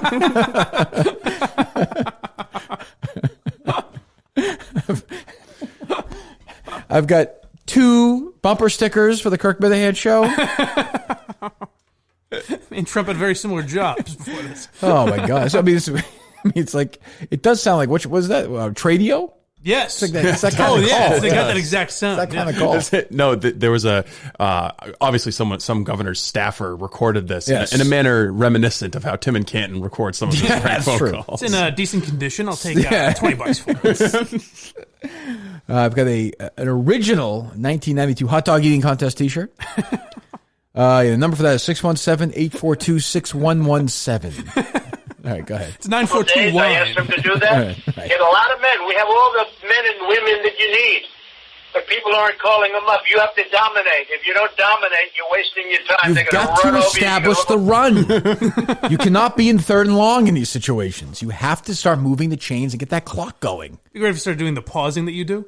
And I'm going to tell you, the governors, they need to step up. They're just not doing it. He's just as dumb sounding on these calls as he is. It's not an act, a real life act. Imagine what do you think these governors are doing listening to this? Like just sitting around like pantomiming, blowing their brains out. Start dominating. A bunch of jerks. You have to dominate. And you have to arrest people and you have to try people. And they have to go to jail for long periods of time. And those kids are all on camera. They're wise guys. It's coming from the radical left. You know it. Everybody knows it. But it's also looters.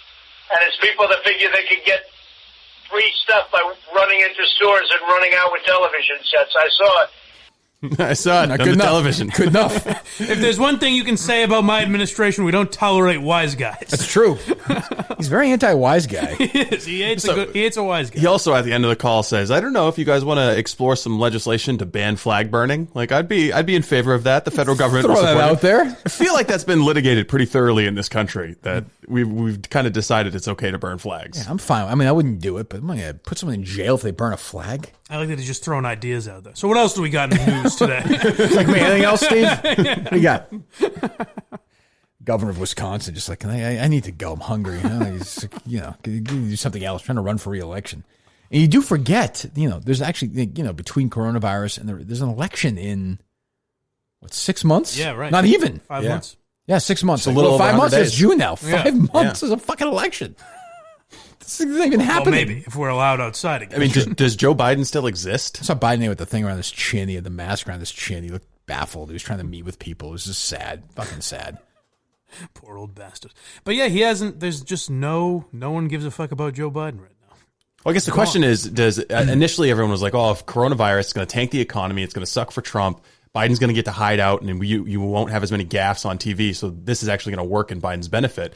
But now with these riots, I mean, the question is whether this is going to help Trump. Yeah, we'll find out. I mean, this stuff does not hurt Trump. It does not. Doesn't. No one. I always say no one who didn't vote for Trump 4 years ago is going to vote. Who voted for Trump 4 years ago is not going to vote for him now. It's just not. It's not changing. It's just not. Yeah, I mean, he looked pretty bad during the Minnesota stuff. Sure, but he looks bad all the time. Right. And the guy is Teflon. He fucking says like John McCain because he was captured. His first debate against Hillary Clinton, people were saying he was going to drop out that night. Nothing matters for Trump. Nothing. Yeah. And I think the question for hardcore Trump supporters is there anything that he could tweet that would make you not vote for him? No, there isn't. There's nothing. Nope. There's nothing his Twitter account is going to do that's going to change the game. Would the N-word take him down, you think? Nope. Nope. He'd blame it on the media. He'd say someone did it. Intern got his phone. Yeah, something. Twitter hacked him. Yeah, something. I mean, that might hurt him, maybe. Which, I don't know what the fuck Tom Arnold is doing, but for like 3 years he's been teasing. He going to pay off at some point. Where is it, Tommy? Tommy got elected. We're waiting. Didn't he get no beef with Dave recently? Tom Arnold? Yeah, there was something with Portnoy about something. I forget what it was. And he went at him, like, out of nowhere. I forget. What was something that Dave got into? Oh, it was Dave's... was it the Ocasio-Cortez stuff? The union stuff? No, it was the Fauci thing. It was his plea to America now that the curve has been flattened, and he fucking went after him or something. Oh, I missed Tom Arnold doing that. Tom Arnold. A strange career he has. It's hard to describe Tom Arnold to somebody who doesn't know who he is. Yes. Except to say he was a semi-failed stand-up comedian. Yeah. Right? Was he a stand-up? I think he did some stand-up before Roseanne, didn't he? Oh, I knew him as an actor. I thought that was what he did first. You might be right. But. And then he met Roseanne, and like it's hard, what Roseanne is now. Roseanne was the biggest star on television. And there's no comparison to it now because there's no star on television as big as she was. Right. Let me see. Was Tom Arnold stand-up comedian first or no? Yeah, he was. Huh, I never knew that. It looks like he's done stand-up comedy even I know he's tried last doing 10 years. He gets into that world now. Yeah, but I thought that's where he met her. Like in that world, and he wound up as a writer on the show. I could be wrong. That would make sense. The earliest stuff I'm finding is like 2004. Career. After he'd already done Roseanne. In the early 80s, he had a prop-based comedy routine. Yeah, so she brought him as a writer, and he wound up marrying her when she was the biggest star on TV. Legitimately the biggest star on TV. Mm-hmm. And like he kind of wrecked the whole show. And then they got divorced, and then he was a joke, and then all of a sudden he showed up in like True Lies, and was a star again for a little bit on a terrible show with... Best damn sports show. Yeah, and he's always kind of sort of semi been around. Now he's just a super sweaty MSNBC contributor. Yeah, but he goes on and just does these wacky. Well, he's always segments. He has a podcast, I guess. He's always been like manic. Like he always seems like he's on coke. I'm not saying he is, but he always gives up. I think he has admitted he's had some issues in the past, but he's always been like that. And so I don't know what the fuck he's doing now. But he's doing that, right? MSNBC and and I remember, unless he stopped doing it, he had a podcast for a while. Oh, he did? Yeah. And he would do these things. He would do these things like I'm going to expose. I think he had a show about like exposing. Yeah, Trump. so I remember he's been teasing that, like you said, since I think before the election. Yeah. You're like, well, what are you waiting for? For him to get elected again? Then you're going to drop it on them? Like, it means he just doesn't have it. Of course not. No, I mean, it doesn't matter what he has. Right. Like, not really. Like, what's it going to be? Some old sound from 20 years ago, it doesn't matter. Right. I mean, that grab by the pussy thing didn't hurt. No. It would matter if he was using it. Violently, I guess if he confesses something or whatever, but I don't think that's what it's going to be. I don't think.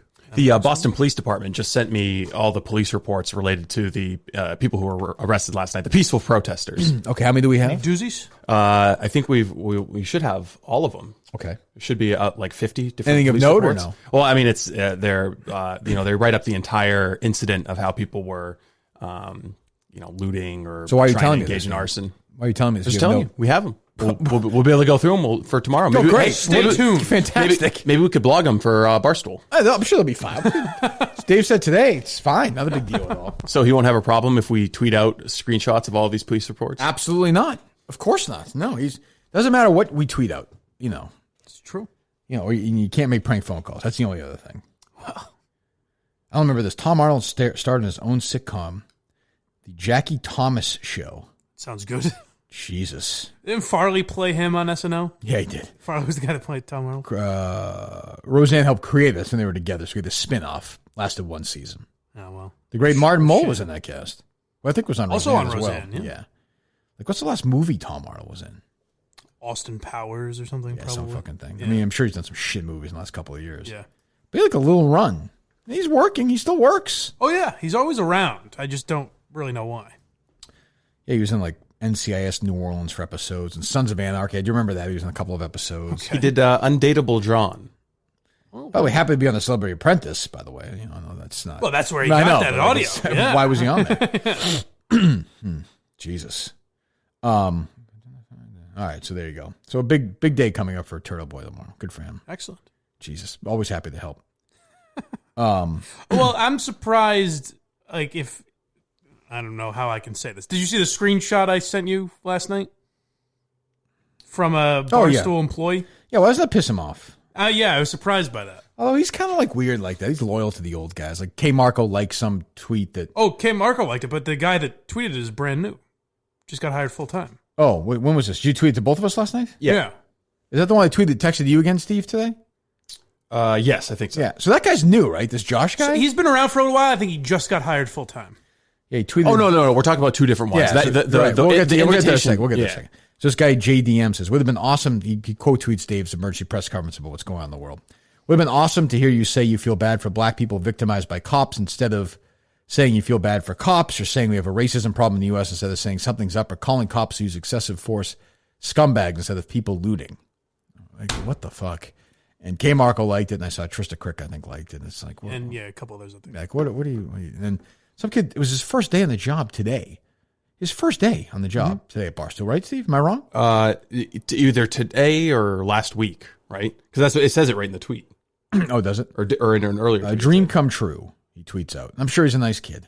Derek Schumann, June 1st. First official day as a Barstool Sports employee. Please help ensure that everyone can pursue dreams of their own.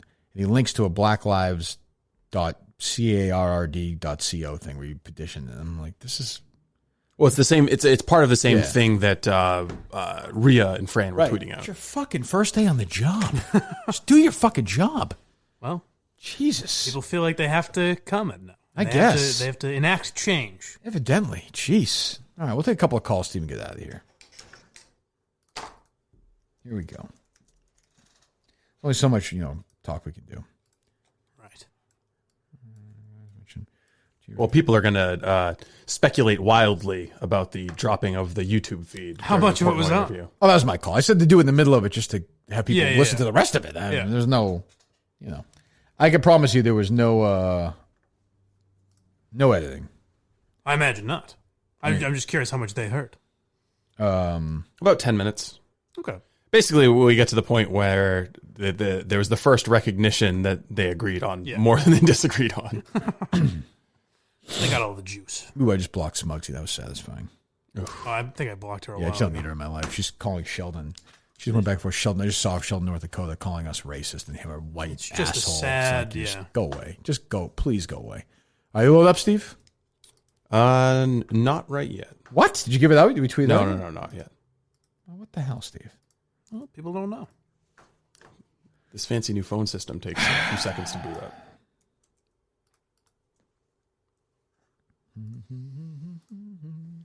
Our home now for me. And always will be. Did you watch any more of the Epstein stuff? I watched all of it. Oh, you did? Oh, you watched? Oh, last night as well? Yeah, I saw all of it. Okay. That's why I thought it was odd at the end that they just cut it off. Oh, right. You mentioned. Yes, that is bizarre. All right, load them up. All right, we're loaded. Oh, all right, well, there you go. Hello, good evening. Hello? Hey, Kirk. Just wondering what you think of Escape from LA and Escape from New York. Yeah, not my kind of movies. I'm not a big John Carpenter. It's just not my thing. All right, thanks.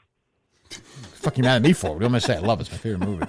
Jeez. He was hoping for more. Very personal. Yeah, it's not not a Ryan Minihane. I'm a big John Well, hey Carpenter there, fan. fellas. Oh, boy. Who is this? Well, this is Blind Mike's penis. How's it hanging? Oh, wow. It's hanging fine. Yeah, let's take a spin here. Hey, buddy. I'm keeping it high and tight. You know how I do, Mikey. Of course. So listen, Kirk, if I could whisper in your ear for a moment. Sure.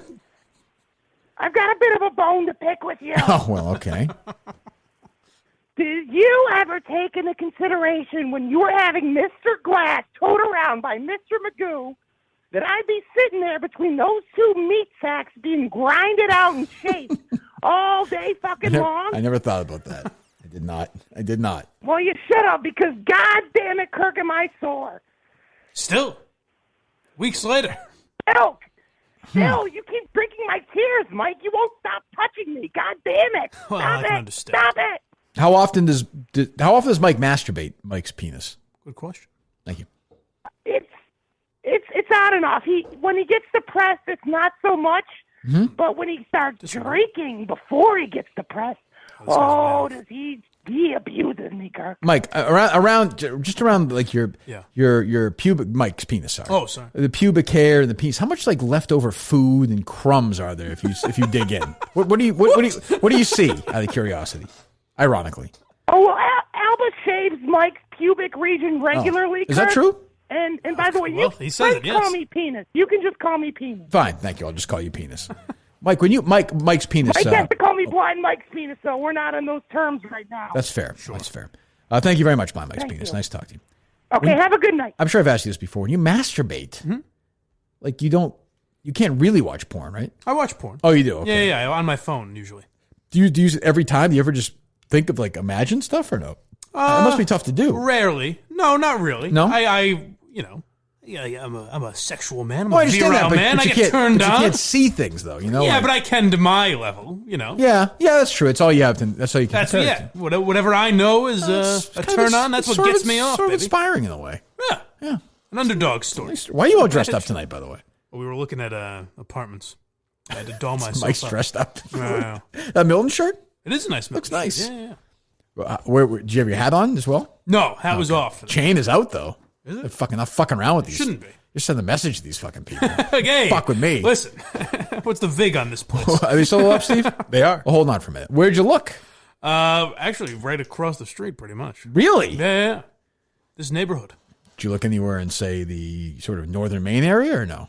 We're looking there, too. Okay, good. Actually, no, I came home because you said, what if Alba doesn't hear the podcast? What would the conversation be? So I went right home, and I said, hey, let me just throw this at you. Okay. If we started looking at places in Maine. What'd she say? She said, why?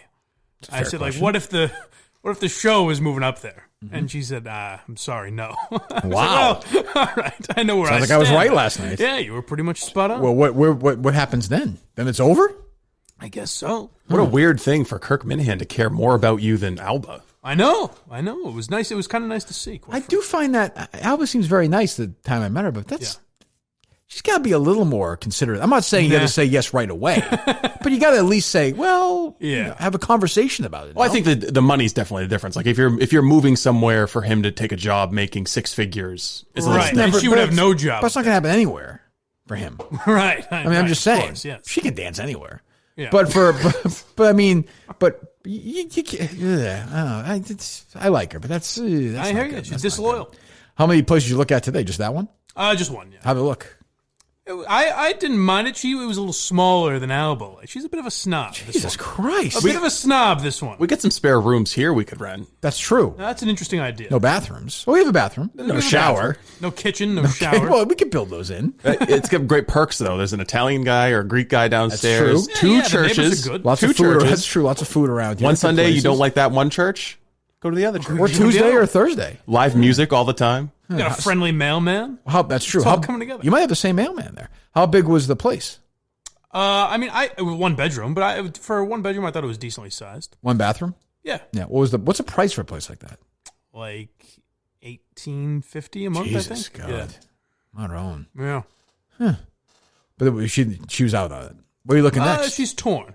Well, all in this area: Waltham, Brighton, Watertown. Okay. Yeah. All right. Okay. All right. Well, if you got any leads on apartments, hit up Blind Mike. Yeah, there you go. Camden, get the Minifund. Yes, there you go. Yeah. All right, keep them coming. Let's go. Hello. Hey, Kirk. Yes. Kirk, I don't know if you've addressed this before. It's a couple years old, but are you familiar with the show The Handmaid's Tale? You know, I watched a couple of them. It was not for me. I know I'm saying this a couple of times tonight, but it wasn't for me. I got a couple episodes you need to watch, though, because season 2, not for me. She's like running from the bad guys. Elizabeth Moss, you're talking about, yeah. And they bring her to a safe house, and it's the office of the Boston Globe. Really? I know they go to Fenway Park at some point, right? Yeah, they go to Fenway Park, and she escapes from there, but some guy brings her to a safe house, and it's the Boston Globe. And she goes downstairs, and there's all these nooses lined up on the wall with just blood spatter behind them. Like really? Yeah. Well, the idea is supposed to be that the Republic of Gilead came in and killed the journalists. Did you watch the show, Steve? Or did you read the book? I've read the book and watched the show. Margaret Atwood is a George Orwell ripoff artist. She wants this anti-Christian 1984. It's a fucking shit sounds book. Sounds like Portnoy's about to delete some stuff. I mean, that is a fucking take and a half. It's a shitty book, and everybody has to pretend they like it. And the series is great for liberalism. What did I read that she wrote years ago? I think that this is the most popular one she's written. Okay, there you go. Well, thank you for the call. I'll never watch those episodes. Well, you should pop in. I will not. They're still loaded up, Steve? They are. We're back to regular volume tonight, or what? Yeah, I think we are approaching something. It's fucking time, Jesus. Hello, you assholes. Good evening. Hey, it's Chris, visiting nurse from Rhode Island. Chris, are we doing this fucking cooking thing again tonight, man? I love you, but Jesus. No, I'm over it. I mean, Steve's a pussy. He doesn't want to do it. It's He's not a pussy. Big deal. It's fine. What's up? I just want to say, for Mike's penis, big personalities for such a little guy. I mean, damn. Wow. Dick jokes. Jesus. How dare you? Alba calls it a very handsome penis. She does? Oh, yes. Rave reviews. She's seen her share. Oh, yes. Of all varieties. She has seen her share. Yes. All right. Yep. What I really called in, though, I had a little movie trivia for you. Let's do it. I know you're not a big horror movie guy. I'm not. This one kind of sticks out for the director. Okay. It was such a fucking weird-ass movie. Dead Alive, it's called. The Cronenberg one? No, nope. Oh, which one is that? I don't know. It's Peter Jackson. Oh, I don't know that one. I'm not a big Peter. People hit me in the wrong place tonight. I'm not a big Peter. I hate those Lord of the Rings movies. They're fucking terrible. I I had a feeling you're going to say that. But Terrible. That's like a big guy to go out and make those movies. That movie, gory, just vile. Just a vile fucking movie. And you look at the director and you're like, what? This guy? But that was before. But that was before all that, right? Yeah, that was before. That was probably on the 90s, board, but still. Yeah. All right. Still. Well, there you go. All right, Chris. Peter Jackson's big movies other than Lord of the Rings. That's what I know him for. Is Lord Those of are the his Rings. big movies. I mean, he did like King Kong, which tanked. Okay. He came back with The Hobbit, right? Yeah. I mean, which could have been one movie, and they turned it into 3. The Hobbit? They did 3 of those? Yeah, I think they did. I think they turned it into 2. There was like the Desolation of Smog. I put on those. They had the weird looking guy, and then they had the bunch of them were tickling each other. It's fucking stupid. It's just fucking stupid. Like, the dwarves are playful. Oh, Frodo. Like, oh, fuck. But if you like that, like Game of then Thrones, you're a and fucking all that shit. pervert. I'm not into it You're either. Fucking perverted. Lord of the Rings are offender. great. They suck. They suck. They're terrible. How would you even know? Because I watch them. But you don't even know anything about any movies you've watched. But Lord of the Rings and like Avengers movies, they're in the category of movies that I actually watch. Watch a real movie. Be a fucking adult, would you like please? What? Midnight Run? Watch fucking Godfather. I have watched The Godfather. I watched The Godfather in Sicily. Watch it. Excuse Just us. take another call. A different experience. Jesus. Hey, Kirk. So I took your advisement and I got to work this weekend. Unfortunately, all I could find for you were some shitty indoor soccer columns. Who is this? Do you know what I'm talking about? Who? Oh, is early Kirk Min? This? No. KMS Spotlight. I just created the account today. Oh, congratulations. Okay. Anyway, Young up and coming. Anyways, what I really wanted to talk about was one John W. Henry. Sure. And I did some research on him. Not the Iroquois, which is sketchy at best. The what? Yes. What do you call it? The Iroquois? Sorry. Top notch journalist. That's perfect. Hey, he's new. He's a young kid. The Iraq quiz. Yeah. Kid's a little green. Saddam Hussein. Anyways, I wanted to look into John W. Henry and Company hedge fund. Mm-hmm.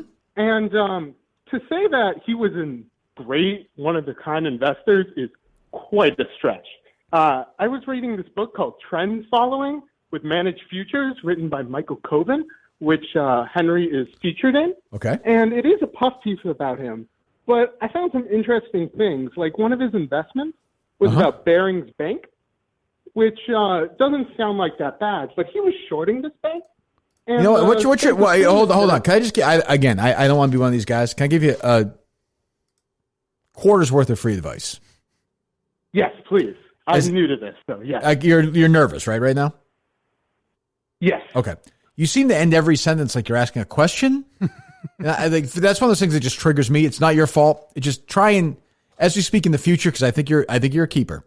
Try and cut down on that. Okay. I know I'm being an asshole, but these things I was bother also me. the one that pointed out the Hank stuff. Oh, well, we hate him. So yes, thank you for that. Continue. You're a good guy. So Barings Bank. Barings Bank was a bank that went under from fraud. Okay. But his strategy was based on looking at the numbers and trying to predict the future. Right. The only way you could guess that there was fraud was either random luck, which this was his marquee huge trade, or that you had insider knowledge. Insider that this info, was right? going on. Yes, I've heard this speculated before. Would be the only two ways.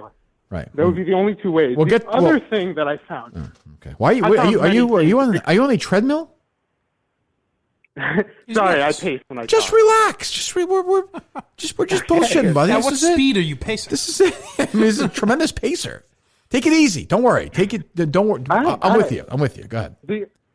I have a whole set of notes I'll send over to you guys. Send them to Steve. The other thing I had huge was that before the crash in 2007, he had $2.5 billion in assets under management. Okay. And somehow within a month, he lost over $2 billion that the fund was just pulled out of. That never happened before. That would be the biggest return on capital in the history of the world. Well, get to work on it. Like people pulling out of a fund. Connect the dots. Make it happen. I looked into it more, and I found that Merrill Lynch had a fact return sheet. Unfortunately, Merrill Lynch was bought out by Bank of America in 2008. This guy could have him cold at this point. Guy, we'll talk to him.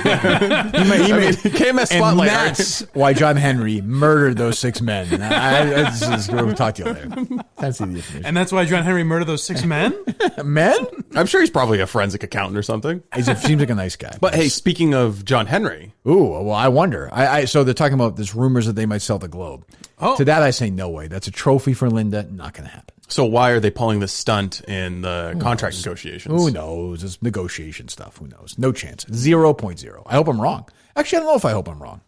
Really paying his players well, though. Yeah, no shit. Yeah. Wouldn't it suck if somebody you really liked and respected came in and bought the Boston Globe? Are you saying I should do it? Well, it's been under consideration. Could happen. If the price is right. Could you? Would they ever allow that? Well, I mean, you could do it under... find different people to do it. I think that with Mike's reputation for defending the right kind of people, he would make a perfect editor. That's true. Brian McGrory's replacement at the Boston Globe. The obituaries editor, Mike. He's gonna be running the annual intern rating. You guys ever think his penis was itchy? Maybe and he was just that's it. Jesus, see what those girls were wearing? You want to be interns here, sweetheart? You're gonna have to get your hands dirty. All right, they loaded up, Steve. They are. Good evening. Come on, Kirk. He was just about to get to the interesting part. What's up? I got 3 points for you, and then I got an idea. First, I got to defend Ellie and Rhea. You I don't know defend if you who? got, Ellie and Rhea. I don't know if Ellie and Rhea. Yeah, go ahead. So when you donate to these bail bond funds, you actually find out where your donation goes now. They track them. So I actually took a minute to look into it. Oh, good. Ellie's went to a group in Richmond that burned down a multifamily home. Okay. And Rhea went to the protesters that blocked the fire truck from getting there and ended up in the death of a family with their 2 young children. Okay. I had a feeling this may not be a defense. And what is your you had a question or a point? What was that? 2 more points. No. Quick. Very quick. You should have Spike Cohen on. He's the VP of the Libertarian Party. Next. You don't like Trump. You don't like... Okay. Points, quick. Check out the Free State Project. Put your. What is your why? The Free Staters. Okay, all right. Okay. What else? Moving to New Hampshire or something? That's where you should have your studio. In New Okay, Hampshire. maybe we will. Maybe we will. Would you say the other point or something else, or was that it? Oh, my last point. You have 300,000 crazy Minifans that listen to this show. Okay, I didn't know that. Your buddy Marty Walsh up in Boston got 35,000 votes to win. Why don't you just put your own mayor in Boston? We'll see. All right, thank you for the call. Then, yes, that'd be great. Just an idea in my life. All right. Steve could run from there. We could wield power through him. He could. I know, there's a pretty long track record of me talking about how much I hate Boston. It could probably be an effective attack. You hate how disorganized it is, and you're going to clean it up. Boston is ready to hire elect a Republican like Steve, I would think, for sure. I think it'd be good. All right. Are they still loaded up, Steve? They are. Are they? They are? All right. Well, then we'll talk to somebody. Hey, Kirk. Uh-huh. It's Joe. Joe Haggerty. Oh, geez. Wow. This is a blast. My first rivalry in the media, Mike. That's your first one? Joe Haggerty. Yep. I never knew. Right. I knew you hated each other, and I One never of the knew biggest why. assholes of all time. Joe, you're a fucking asshole. Wow. Yeah, I sure am an asshole, Kirk, but I want to make it up to you. Oh, sure. Go Are ahead. you busy tomorrow? Well, why is that? I'm thinking about taking a ride up to Montreal. There's a birthday party. This is for the. You know, once in a while you give them for the old, for the people who stuck around all these years. Is there? Those girls now, Joe, are in their 20s, I would think, right? Oh, I remember that. Yeah, they have daughters now. They might. That was 7 years ago, Joe. Hey, the drinks are keeping on flowing, Joe. It's quarantine time. You're Joe. Joe, you're Joe. Yes, I am Joe. Let's talk to you later. The context of that, very quickly, is Joe Haggerty was somebody who worked for Comcast TV when I did some TV. We wound up getting some huge fights because he was just he was a total asshole. Everyone hated. And then during the Stanley Cup Finals or the playoffs in Montreal, he was drunk or something and wrote some weird story that the editors didn't see it, and we saw it and did a whole show on it. They hadn't fixed it. Remember? Yeah. It was like 16-year-old girls are drinking and Dan Roach is hanging out. It was just bizarre. Yeah. I wrote a whole story on it. It was fucking strange. So that was my first real...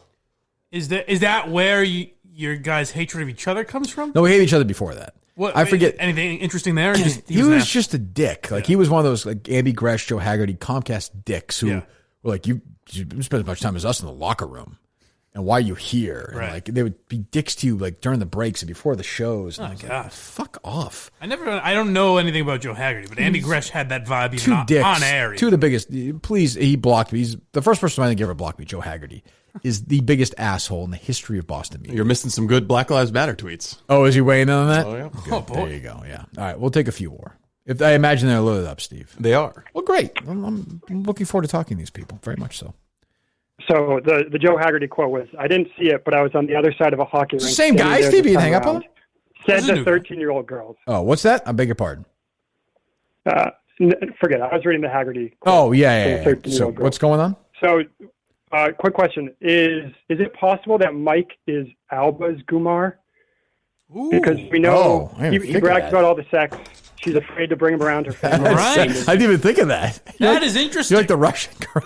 That's an interesting theory, and this guy's usually spot on. So I think he's on. Well, hopefully Mike goes the full Gloria Trillo path. That's what I would say.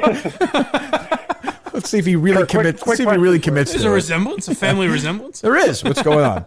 Wait, yeah, go ahead. It's a good theory. You know what today is in music history? Today in music history, I know the song "Glory Days" was released today. Warm, 43 years ago. 43 years ago would be what year? 1977. 1970. Is this Bruce related or no? No, it wouldn't be in 77. June 1st, 1977. Yeah. First day of recording for the greatest album. Darkness on the Edge of Town was today in 77, huh? Yes, it was. There you go. So I was going to ask you to rank the songs on the album, but that's probably impossible. So, quick would you rather? If you could have a sit-down meal with Bruce, but intern Will had to join, would you do it? No. No, I would not. I would not. Bruce could say, he asked me to join the East Street Band, and he's like, Will would have to be at one of the shows on a 3-year tour, and I would say no.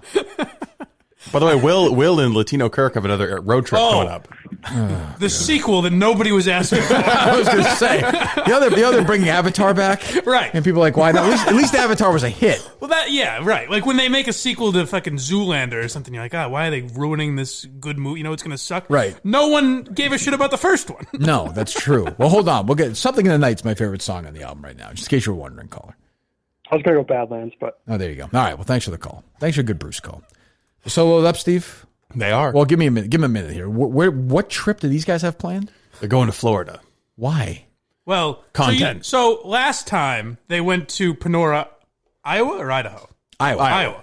To kind of scope out where we could do a live event. Makes a lot of sense. And he got, mild response. So this time they figured, let's go to an actual vacation destination. Why? For no real reason. Content. Bicentennial Man 2 has more... Well, I think it's kind of like, Jersey Shore, the first season was a hit. But then it's like, we've seen them at the Jersey Shore. Who really gives a shit at this point? Let's put them in Italy. But Panora was not a hit, though. Oh, no, it was a big hit. That's the only flaw in that argument. I think you're wrong. It got literally thousands of views. Yeah. Well, that's maybe true. So they're going to go somewhere that everyone goes to. Yeah. Why would... is Latino Kirk a fucking idiot? Yeah, I don't know, because Latino Kirk's like a fairly successful guy. Yeah, he's got like a wife. I imagine he probably has kids. Yeah, I don't know. Maybe. It's mystifying all around. Maybe Will's the son he wasn't able to have. I don't know. I don't know. I was talking with Will on the phone, and he was telling me about it, and there was part of me that wanted to be like, do you need to be rescued from like a... Like, are you being trafficked? What is this man I am doing? serious. $5 million, I wouldn't go on that trip. $5 million. You put in cash right here, I wouldn't do it. What if you were not as wealthy as you are? Like, let's talk realistic here. No. Oh, like if I was like, what, like you? Yeah. Like if you needed some money. For $5 million? I don't even think you're capable of comprehending that level of mind-grinding poverty. Yeah, right. That's the thing. I've never Let's had to call deal you with middle class. Middle class, let's say. So you make like $400,000 a year, you're saying? No. Lower middle class. Oh, $350,000, yeah. Well, I mean, like, so I think we should send Mike with him. Yes, I agree with that. Thank you, Steve. I agree with that, Steve. Why do you agree? You know what? There's no reason. That's a really good idea, There's no Steve. reason for me to have to go. What possible reason would I have Your to go? reaction right now is a reason for you to go. Good, You know I can't what? wait. You know I'm going what? to have a lot of fun. It's going to be awesome. Oh, you want to do it? Yeah. Oh, then maybe we shouldn't send you that. You know what? I think we should do that. I think we should. You know what? Tell Latino Kirk to stay home. No, it's a shame. The shame is Latino Kirk has to go because he's financing. You know the worst part of that trip we for bike is like the good moments he's looking forward to is it was just him and Latino Kirk. Those are the gems. Which there would be a lot of because Will sleeps like 20 hours a day. We'll be passed out till 2 p.m. I think that you and Latino Kirk could come up with some really creative ways to wake Will up in the morning. How funny would that be? It's always a hit. Firecrackers. Are they driving or are they flying? That's true. I believe they're driving. Oh, the mic's going. Why does that enhance the? You should go. When is it? When is it? You could use a couple of vacation days. Yeah, you have vacation time. Yeah, don't you? I don't know. Sure. I didn't really work that out. You know what? You have my permission to take that vacation. Thank you. When is this supposed to be? I'm not sure. I think we'll have to get Will. What, on the phone? No, we don't. I'll just text him. Yeah, thank you. We don't need that. Jesus. My favorite Will moment is still when they had you on the Intern show. Right. And Justin introduces you. He says, Kirk Minihane. And you go, what's up, guys? And Will goes, nothing. Well, okay. In fairness, anytime Kirk calls me about the show, the first thing you say is, "What are you doing?" And I always tell you literally, "Well, I'm watching Lincoln." Yeah, but they were on air. But you're also my producer. Like, we know each other. Well, you're also not interested whatsoever what I'm doing. in what I'm doing. If you've ever understood, like, what are you doing in terms of the show? Like, what's new? Yeah. I don't care what you try. No, you don't, because you always say that. You're always like, "Oh, I'm about to take the dog for a walk." No, I got something on the stove. What are you doing? I'm like, I don't care what you're doing. Well, you ask me a question. Well, stop asking me what I'm doing. What are you doing for the show? Okay, we'll clarify that. I think it's pretty. Do you think I care what you're doing? They're taking off Saturday. Saturday? Excellent. This Saturday? Yeah. I just can't do it. Why? You're fired if you don't go. It's too soon. It's not planned. It's what's today? Monday? Yeah. You have 5 days. What do you mean? I got things to do. I'll tell you what. How about this? We'll be fair. We'll be fair about this. I'll be fair about this. Put a poll up tomorrow and ask the question: should Mike go? Oh, well, that's fair. And I would say people should vote yes. And if the answer is yes, you'll go. We'll let the Minifans decide. Yeah, we'll let the Minifans decide. Right. If the gearheads want to, come out. Give me the reason why you wouldn't want to go. Why I wouldn't want to go? Why you wouldn't want to go? Gee, I can't think of it. I'm excited to go. I'm very excited. I'm very excited about this. I just like the idea. You're giving me a great opportunity. Thank you so much. I mean, you get to go. We're going to send you to Florida again. I didn't want to go the first time. You went. I mean, we'll let you call into the show. Yeah, that's fine. Let's give us a chance to try some new people. Right. How long are they going to be gone for? Probably 3 weeks, knowing them. They were in Iowa for like a month. Well, if they're driving, leaving Saturday, they'll be back Thursday, Friday. It's a week off. It's your vacation. That's my vacation. I live it. Bring Alba. You can bring Alba. No, I can't. She works. She has a job. She can take a vacation too. I have plans with Alba. Why are they? This will cause a real rift. Why? Well, that's life. Yeah. Why are they? Rift. Rift. Did I say riff or rift? I don't know. You riff on a guitar. Yeah. Oh, I did. Okay, I got it wrong. Cause a real riff? Yeah. Okay. Well, maybe it will. Might cause a tiff. Yeah, maybe that's what you're looking for. That's what I meant. What? Why are they? What are they doing? Why are they doing this? Where are they going? Getting content, baby. They're doing it for the show. For you. But why? What benefit is it for them? And Will's a fucking intern for the show. Yeah, he's going to still do his duties. Was he driving to Florida? Well, on the weekend, he's driving. Okay. And during the week, he's doing his internally duties. Oh, all honesty, 1 out of 10. How miserable would you be on that trip? Be honest. 0. 0. Be honest. I can't wait to go. Be honest. How miserable would you 11. be? I think we're done here. I think it's over. I mean, and don't blame me. It was Steve's idea. That's true. I know. That really bothers me. See, the problem is like, it's going to be a quiet car ride home. The problem is I almost feel like we should send Steve and bring Carano in. But Steve would have a good time. Like he'd be nice totally. And it's not like Steve wouldn't have a good time, but he would put on a brave face. You would just be so miserable. No, I like Will and I like LK too. Free trip. You wouldn't have fun. Road trip. You wouldn't have fun. But you don't like you don't like Will though, right? No, I do like Will. We'd get into those southern states that are still free. Restaurants are open. A week with Will, he would annoy me very much, but I do like him. You all stay in the same room too. Oh, great. The thing is, those guys probably don't want me. I'll be cramping their style. I don't get their. Well, if I tell we don't want to impose on Will and LK. Yeah, they have chemistry. I don't want to. What if I say Mike's going? I'm pretty sure they're gonna. I don't think they're gonna put a big fight. No, those two are rebels. Let's do you text Will and ask if it's okay? Mike wants to go. Ask if it's okay, Steve. I may want to get in Will's way. I put on like I said, I put on DJ K and the other Stin Man guy. And there's fucking Will. Oh, he's a big star. He's the ubiquitous intern producer. Why is he on that? They needed him, maybe. I suppose. Yeah. All right. They're all following the model of Kirk Minihane. They got to bring their producer on and rag on him. Right. That's true. Rag give him a little bit of the business. Are the lines still loaded, Steve? The lines are still loaded. All right. Well, good evening.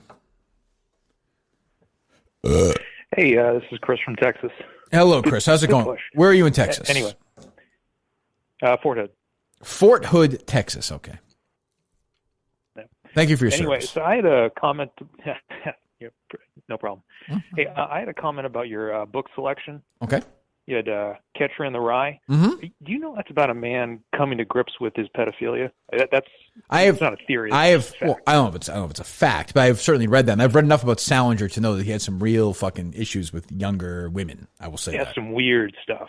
Well, I mean, it's weird. Like Joyce Maynard, and who like lived with him when she was like 17 or 18 for years. He had these very strange. He was a fucking strange. Those individual. were the days. Those were.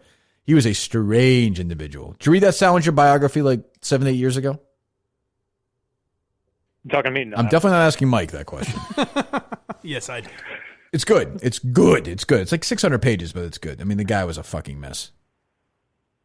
And then one last question, if I can. You can. I called in the 98. I called in the 98.5 to ask because I didn't know about all this Greg Bedard stuff until you guys talked about it. Yeah. And then when I called in to try and ask about it, they said, we're going to hang up on you and we'll ask and see if they want to get to it. And they never did. So I was curious, like, does Murray talk about it or what's the deal with all that? What? They don't talk about it thanks on for air, the call. No. Yeah, I don't. I mean, yeah, I think they've. I don't even know that. Well, we had that call that time where he got all upset. Remember? Yeah, Bedard's pretty sensitive. Even Yes. they made fun of him once. He left, right? Yeah, I forget what they were making fun of, but they were kind of just. It was mild. Right. It was like that. It was like what we just did with Will and Latino Right. Curry. He It was just something walked mild like that. Yeah, he's a and pussy. he walked out. So He's a he's pussy. pretty sensitive, I think. He's always been very nice to me, but I think he's one of those guys really? who's always nice to me because he thinks it'll buy him some currency, I mean, he doesn't seem like a bad guy. No. I know. I Seems mean, like a nice enough fella. I mean, I don't know what's going on the business of his he's running, but no, I mean, he's always been nice to me. Yeah. I don't know. Yeah. All right. You think you're ever going to lean on him for subscription service tips? Hey, who knows what the future holds? Might be the model to do it. The boss keeps breaking my balls over this stuff. I mean, Jesus. What a battle that was. God. Hello. Good evening. 770. They're still loaded up, Steve? They are. What's the 770 area code? Hey, Kirk. It's Dave in Atlanta. How you doing, man? What's going on in Atlanta? How you doing? So I'm not going to insult your intelligence by asking you what happened tonight. I know you're going to tell me to shut the fuck up and watch tomorrow or listen tomorrow. Mm-hmm. But what is it about Portnoy that you get so under his skin? I'm originally from Boston, moved down here 14 years ago, so I didn't get a chance to listen to you when you were up there on the radio. But Portnoy is an asshole. He doesn't take shit from anybody. Why does he get so sideways with you? I don't think he. I actually don't think he really does. I think he's used to dealing with younger people who grew up worshiping him now in that company. And so when he deals with somebody who, like, I like Dave, I respect Dave, but I don't care, like, if Dave's mad at me. And I don't really care if Dave fires me one. Like, I mean, I'd be upset because I like Barstool, but he's dealing with somebody who's in a different position than, say, a Tommy or a Frankie or the people in his day in, day out life is my best theory. And there's a lot of similarities between the two of us. And I think he respects you so you're able to go back and you guys can have actual arguments. Where with me, it's just like I get bowled over, obviously. Right. So I think it's that. But I don't think that, you know, I don't think there's, I think I get under his skin like people get under mine sometimes. But I don't think it's like, he's like, boy, Minahane's fucking with my head again. Like, I think he's just, you know. I think you're also the only one at Barstool who will really call shit out. Like, no, generally people at Barstool aren't critical of Barstool unless it's in like a fun. You're the only one who will call him out that he also respects. Yeah, like anyone else would have maybe gotten fired if it's just some shithead. Maybe. But I think Kevin's a little bit of that with him. A little bit. Yeah, but they don't go back. They don't. No, it's a different have relationship. it. Yeah, totally. Yeah, Different. like KFC will call him out for, you know, blatant insider trading on Periscope. Right. But I happen to really like the guy. So I mean, you know, he's been good to me. Well, I mean, I do too. My only thing with this guy, and I've actually grown up with Barstool more than with you guys because having been down here, that was my tie-in back with Boston, and a lot of my friends, they got me onto the website back when he first had a website. Uh-huh. I've just seen him go sideways with. I'm sorry, not sideways. Like he just doesn't care with so many people, but just with you, it's interesting. I don't know. I guess I get what you're saying, but I don't think it's a big deal. Like he, I don't know. He brought me in, and I think it's been it's a year coming up. It's a year this month in like 2 weeks, and it's been fine. I mean, there's been couple of little fires, but nothing crazy. Even Albright was not crazy. He was not gonna. I know he was talking about firing Steve, but once it blew over, it blew over. There's been no big deals, really? Like, I don't think so. I don't think so, no. No, I mean, there's been little things, and there'll be other things again. There's the Mike call, but even then, it's not like he's rigidly enforcing some kind of speech. It seems like every 2 months or so, or 3 months or so, something pops up.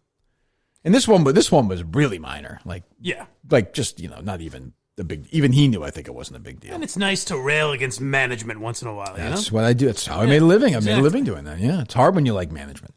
All right, they're still loaded up, Steve? They're still loaded up. Well, then let's fucking talk to the people. Let's see what they have to say. What's up, man? What's going on? Let's hit the streets. Yeah. Hey, first of all, I'd like to say Steve's fucking tweet, the serious only call, that tweet sucked. I would like to clarify that. Steve, your response to that? I thought it was a fair tweet, but go ahead. What about it did you think sucked? Uh-oh. Well, it was also a combination of the shitty internet. Like, you get in, you don't even know what it means, and the internet's cutting out, so you put on air. It was a little difficult, but I mean, for $100,000 a year. Yeah, but how would you tweet that better? That's a fair point. I think Mike's texting. That's true. That is the only thing Steve has done this year. So. That's a good point. I didn't think of it that way. He had one job. That's not unfair. How would you have tweeted it better? But a little fucking clarification. You don't know what does that mean? What do you mean? It means we're taking calls for the Sirius radio show. Letting people know that they need to step up their game. I guess the implication may be that there might be questions about Sirius or the inference that it's only talking about the show. That was not a good tweet. But even so, it does seem odd to be mad a week later. I'm still pissed off. Yeah, fuck this show. No, then you're fucking me too because I'm pissed off about it myself. I've just kept it quiet. All right.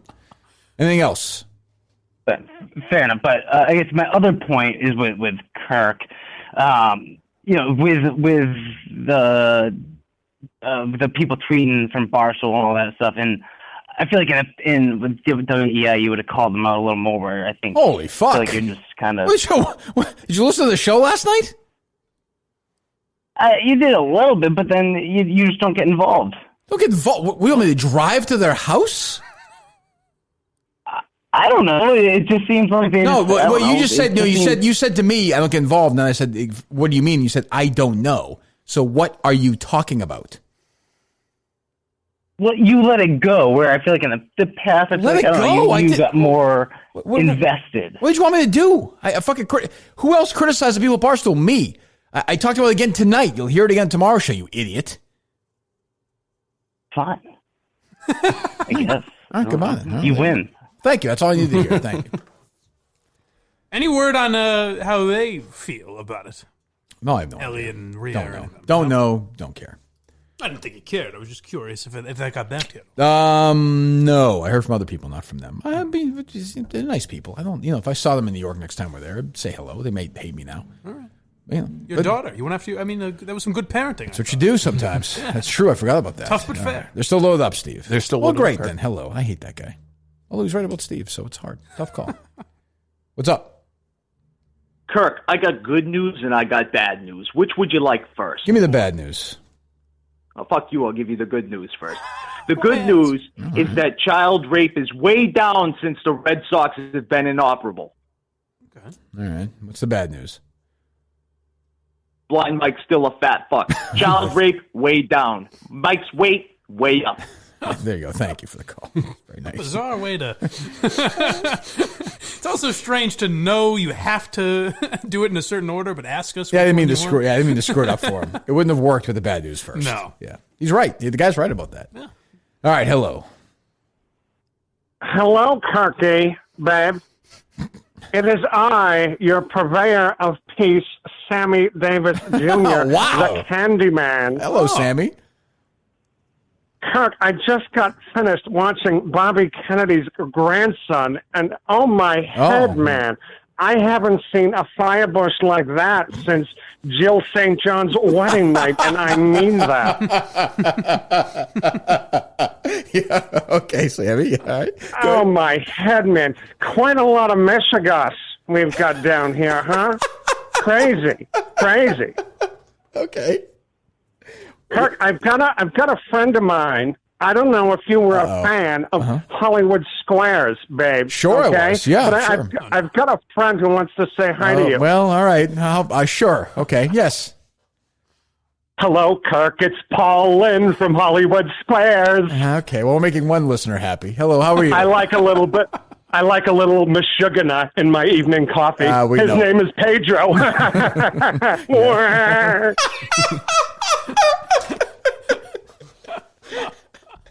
Okay, Paul. What else is going on, buddy? I'd like to say hi to my little goyim there, Mikey. Oh, Mikey, I really like you. Oh, is that right? I think you would fit very well in my round hole.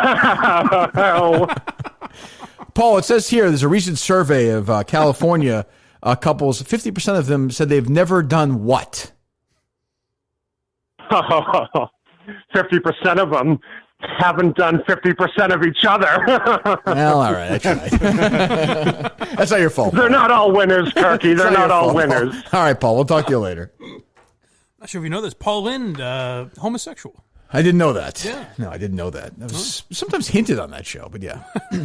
What a moment for one special listener. Right. All the kids probably know more Paul tiring Lynn references to Paul Lynn. We don't have to explain to you folks who Paul Lynn is, of course. People my generation don't know who that is. Like losers like me. All right, they're still loaded up, Steve? They're still loaded up. That was a good call. Hello. That was funny. Was Sammy Davis Jr. known for his zingers like that? Yeah, I mean, I wouldn't say not really. No. Born entertainer, though. Hello. Hola. Hola, what's up? My name is Mike, and I happen to be deaf. It's Deaf Mike. Deaf Mike, how are you doing? I'm okay. Well, here's the problem, Deaf Mike. You can't hear me though. Well, here's the thing. You're not going to like this, but I have a phone. It does transcripts, if you know what I mean. I guess so. All right. What's going on, Deaf Jimmy Mike? from South Park Deaf? I think so. Yeah. That's what it sounds like. That's what it was. Yeah. What's going on, Deaf Mike? I'm sorry, I couldn't hear you. Can you say that again? Well, what about this fucking phone, Deaf Mike? It's not perfect. I've just been working a lot, you know. Where you been working, Deaf Mike? I own a little comedy club with my father. Oh, that must be what are the chances? What a nice life, boy. Some may be envious of that. So you have a great relationship with your father, Deaf Mike. Wow, he's always been there for me. Oh my God, that's really nice, Deaf Mike. This thing is certain could have Deaf Mike, what kind of Deaf Mike? Obviously, you're impaired for hearing. I'm sorry about that. What kind of physical condition are you in? Would you say you were in good shape? I'm about 6'2", 200, ripped.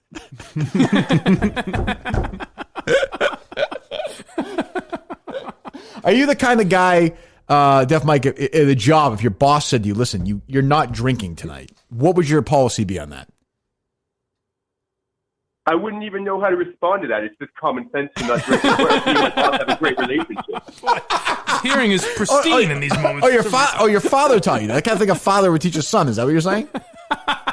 Well, my boss is my father, and we have a tremendous relationship. Right. It's just never been stronger. That's very nice. But when there are situations go wrong for you, Deaf Mike, do you tend to play the woe is me card, or what is your policy? Just out of curiosity, what's your policy?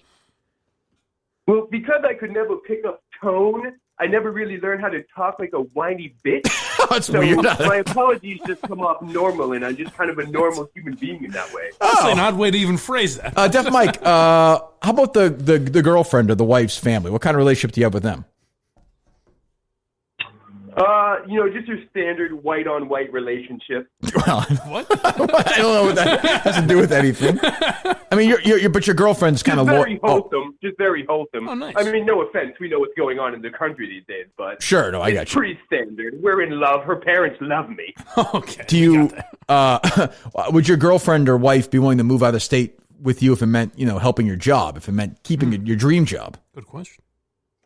she'd do whatever it takes. It's all about family. All our family gets together. We've always been together. This guy is living quite the life. How about your mom? Just in terms of, is she sexual in nature with you at all, or is it just a wholesome relationship? No, but it's funny. The one thing about my mom is she did die in a shooting.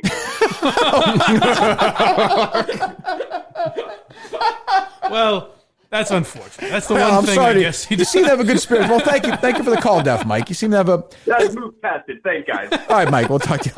I think Def Mike might be a keeper. Def Mike. Started off slow. Kept it going, though.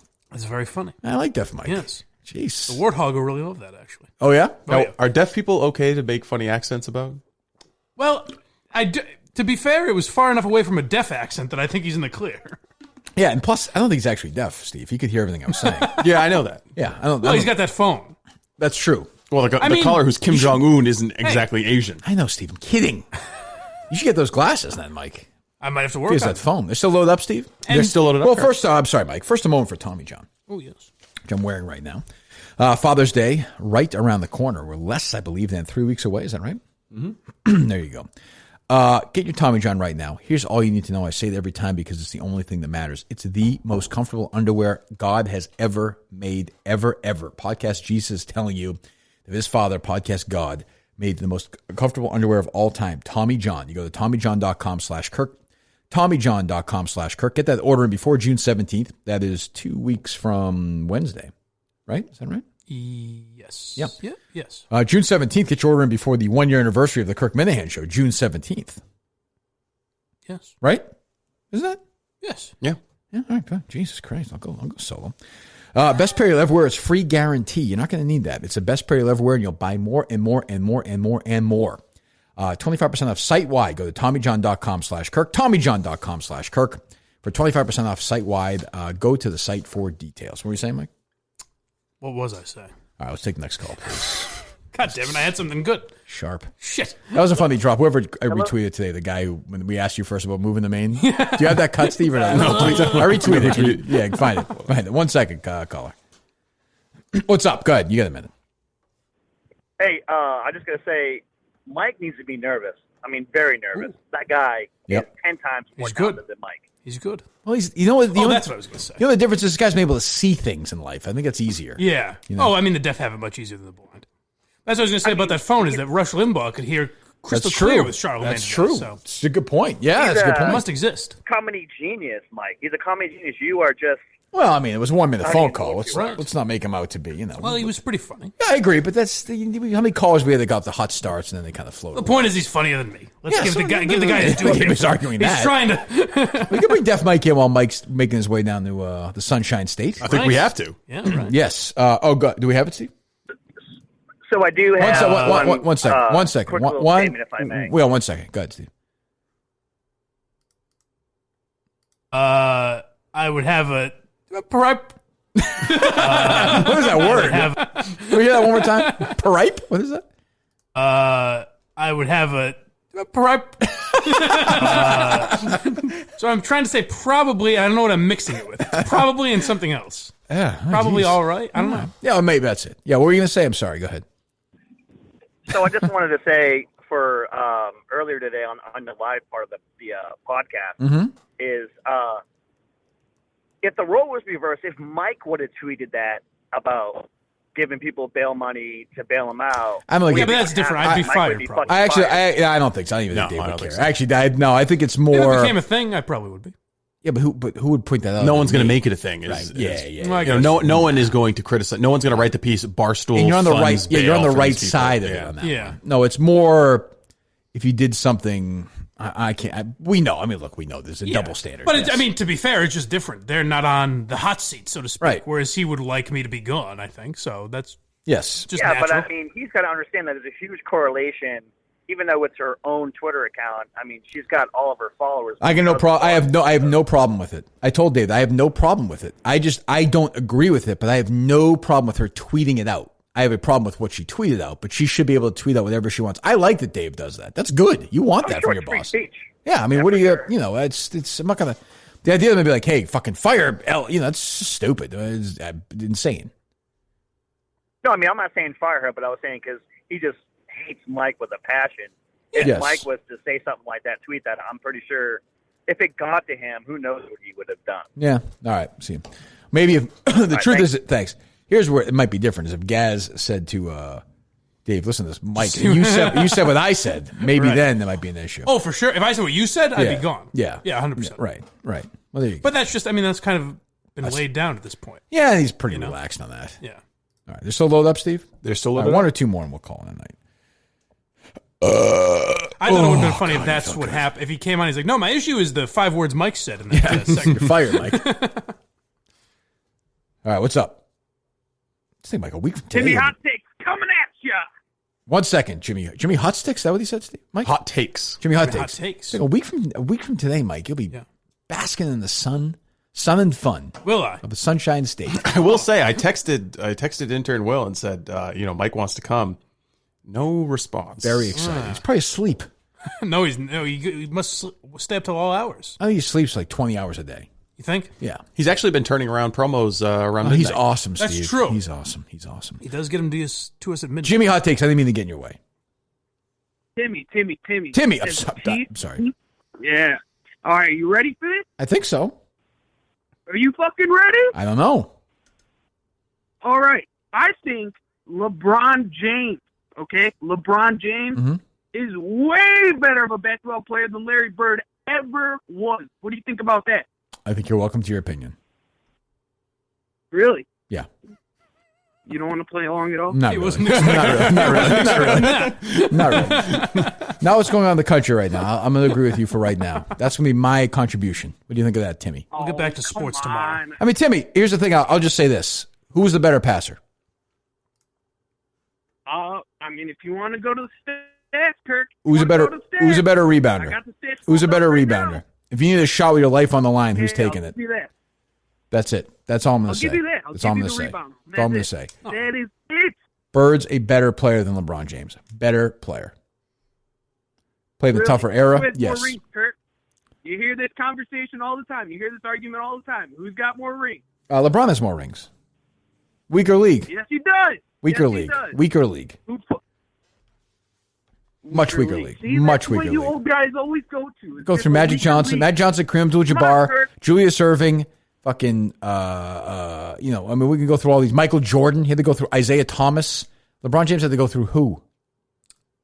Fucking Steph Curry. I mean, please, Kevin Durant, please, Leonard, please, Paul George, please, Steph Paul. Curry.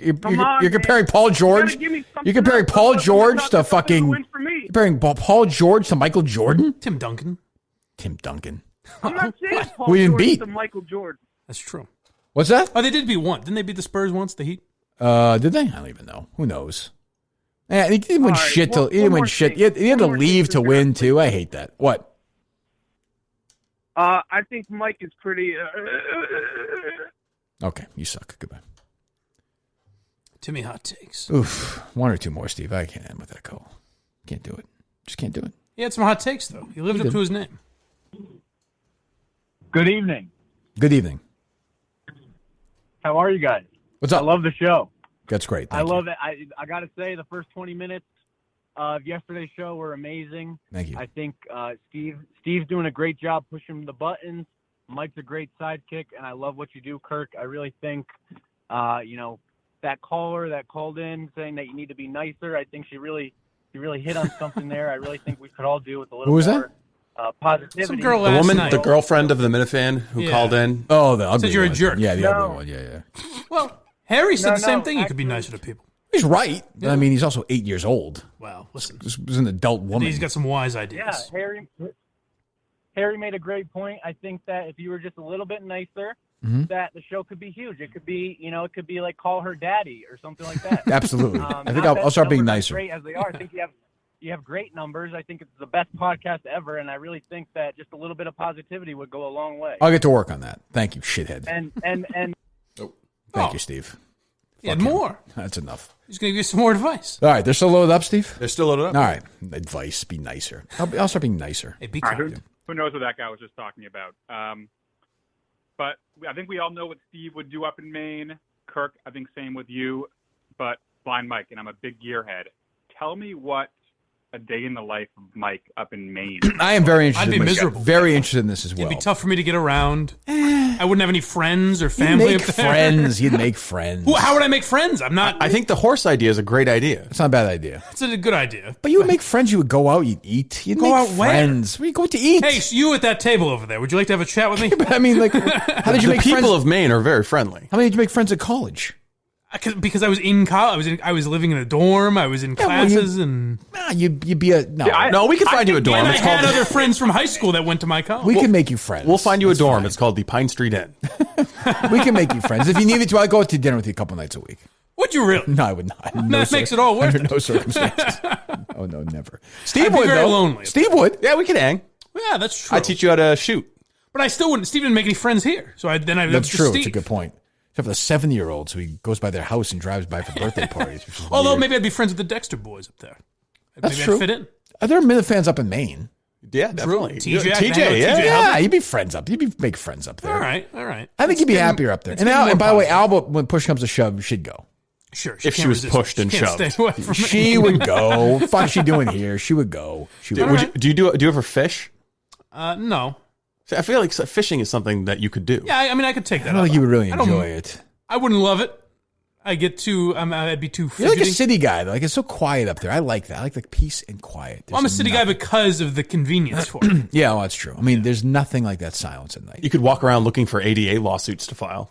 Well, maybe I'll start that. Sorry. Anything else? Jesus Christ.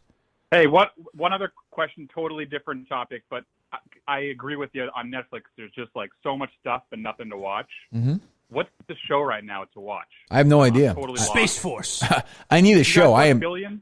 No, I try. I wasn't really into it. I don't know. Give it another shot. Billions is really good. Yeah. I've heard Pick good up. things. I right, watched the thanks. first couple episodes and couldn't. Too much get into it masculinity really, but- for me. Was that what turned you off? Yeah. By the way, speaking of Maine, is it any coincidence that just a few hours after we announced that we're relocating to the Pine Tree right. State, Correct. President Trump announces that he is Scoping also going to be things up out there? up there. as well. What's he doing up there? Presumably, he's going to find that one electoral college vote in Yeah, Maine's it seems second like a strange congressional move, district. but He won it last time around. he's not going to campaign for somebody or something? No, how would he right now? No, I think it's his own personal thing. Maybe they think Maine's a little bit more spaced out, so it'll be easier to do an event. Okay. It's a good time for a vacation. Maybe we'll You run guys into been him. working hard. Maybe we'll run. That's exactly right, Mike. That's what I'm saying. You head down to Florida. Good. Sounds like we're done. I meant for him, for Trump, Oh, Trumpster. all right. Hello. Let's get a good call. Good evening, gentlemen. Oh, well. What's up, Sheldon? Oh, not much. I just had a question for you. What's if up? You don't mind? No, it's fine. What's going on? So I know you like to go for drives across the country and everything. I do. And I know we've talked about it a little bit before, but have you ever driven through the Badlands of North or South Dakota? I've been in South Dakota. I've never been in North Dakota, Sheldon. I have never been there. Really? I have not, and I will. I will at one point, and I will certainly. I'll swing by. How far off the main road are we talking here? About 9 miles. That's not that bad. But I mean, how have you, with your musical prowess, like when you were dancing, how have you not been to the Medora musical? It's a great question. It's something I've wondered many times myself. I will make it there one day. I will make it there. How long will it take me to get border to border in North Dakota? If I go through the meat of it, how long is it going to take me? Border to border, about 3 to 4 hours. No, good. Blow right through it. Excellent. Find a little run there. Have a nice meal. I'm in. Okay, well, go ahead, hit me up. All right, Sheldon, we'll do. Let you know. I'll be doing it anytime. Will you hang with Sheldon? I'm sure I'll meet up with him and have lunch with him in North Dakota if I'm driving. If the time is right, why not? That'd be nice. All right, so Will just got back to me. This is going to be a full week-long trip. Good. I like So where Mike this is will starting. be not occupying the chair he's in right now for 5 shows and the Sirius show. Right. Like, Barstool's going to complain about that? They won't. No, I'm just laying out the terms. Well, what's the trip? What are they doing? They're going to Florida. I don't understand. They're going gonna to Key West. They're going to take lots of video. Are they really? They're driving to the drive to Key West has got to be forever. 36 hours. I'm guessing. It depends on Probably not how many that stops long. they take. You mean like the actual just in the car? Yeah. No, I don't No? know. But it's long. Because it's 24 to like the border of Florida, isn't it? Or maybe I'm thinking it's not about over. that. I wouldn't say it's 12 hours to get through Florida as a drive. No. But I bet you it's a good 28, 29 hours. I bet. Yeah. Traffic will probably be great though.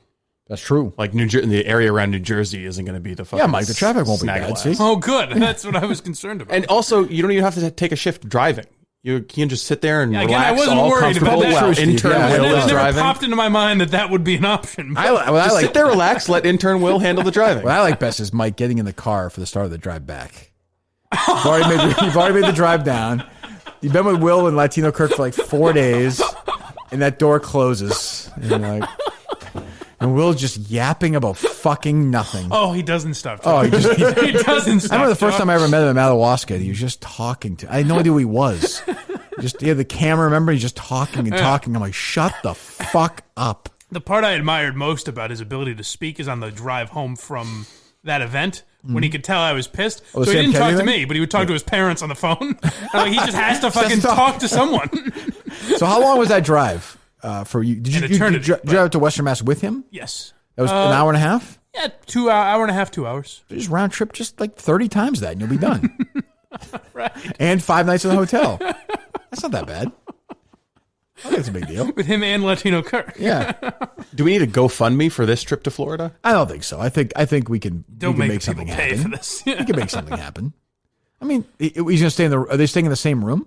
Of course. I think that's the style. Yeah. Well, I don't want to get That's them the kicked out of appeal their of it for hotel. I don't them, think I they think. couldn't have a third person. That is really probably, so. weird. I mean, honestly, that's fucked up. It's very weird. Like that's like that'd be like, hey, I'm going with fucking Will to Florida. Like, it doesn't make any fucking sense. There's no better analogy. Doesn't make any sense.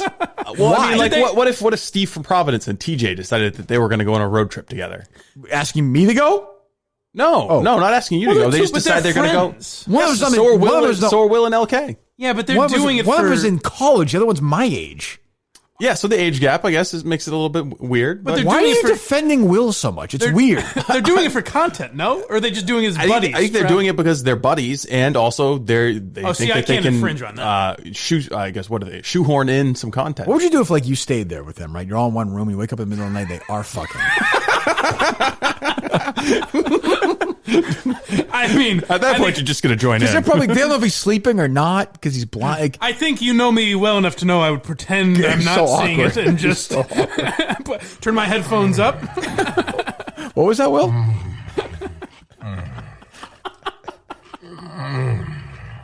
All right. In fuego. That's Latino Kirk. What would Jim Bradley say if he saw that? Oh, my God. He would. He really would. Key West is... Are they still loaded up, Steve? Yeah, I think so. All right, 1 minute. We'll take up one or two more. So we're saying... Where's the starting point, Steve, in your mind? Well, I think LK lives around Boston. They'll probably meet around Springfield. I would say Springfield. We'll just do Boston to Key West.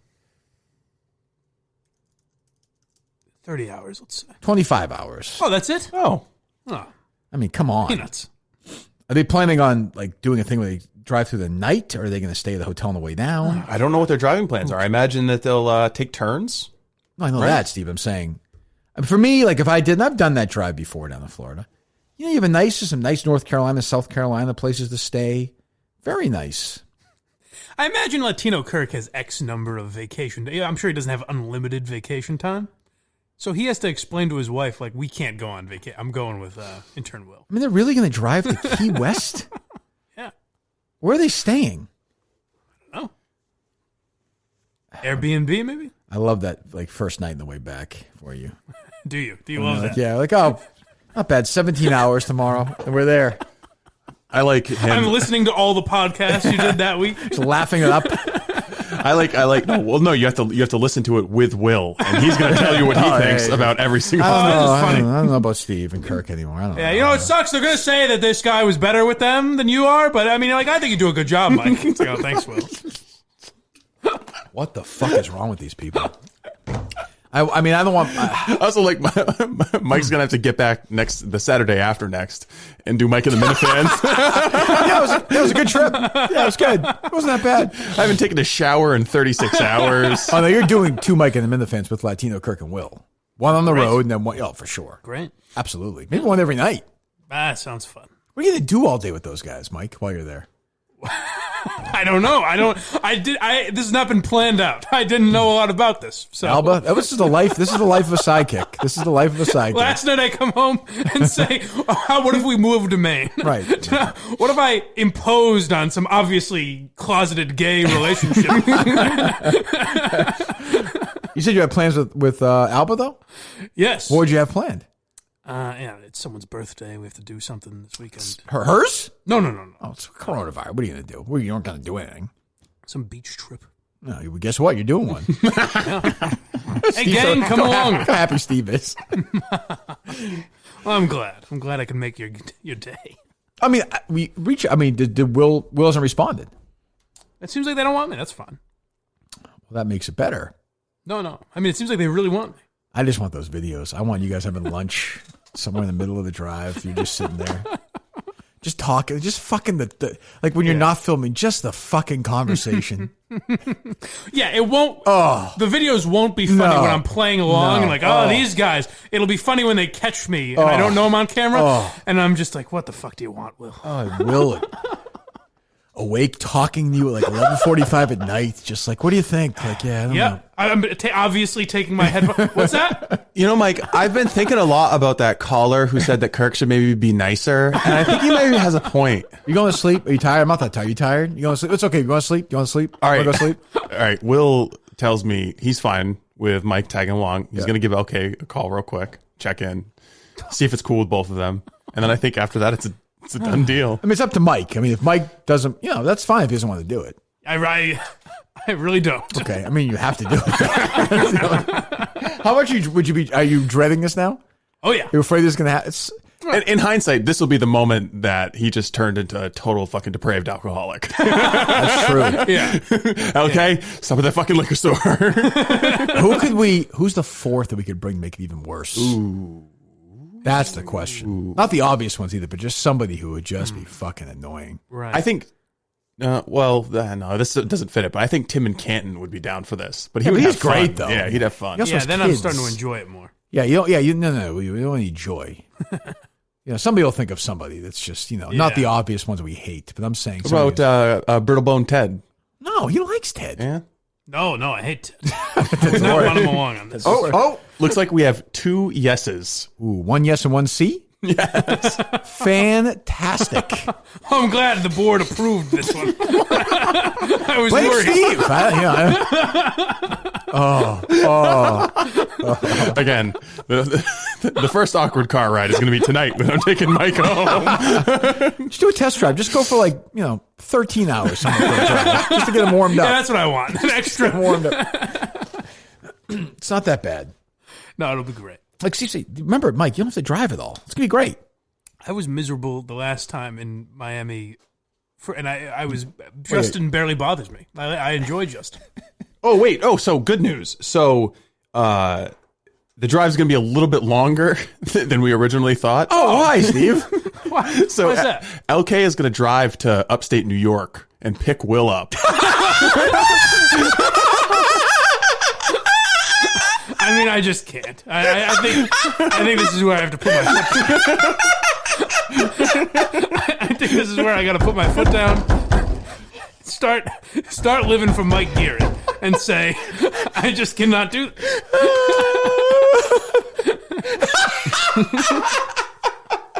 So, State New York. It's only 6 hours out of the way.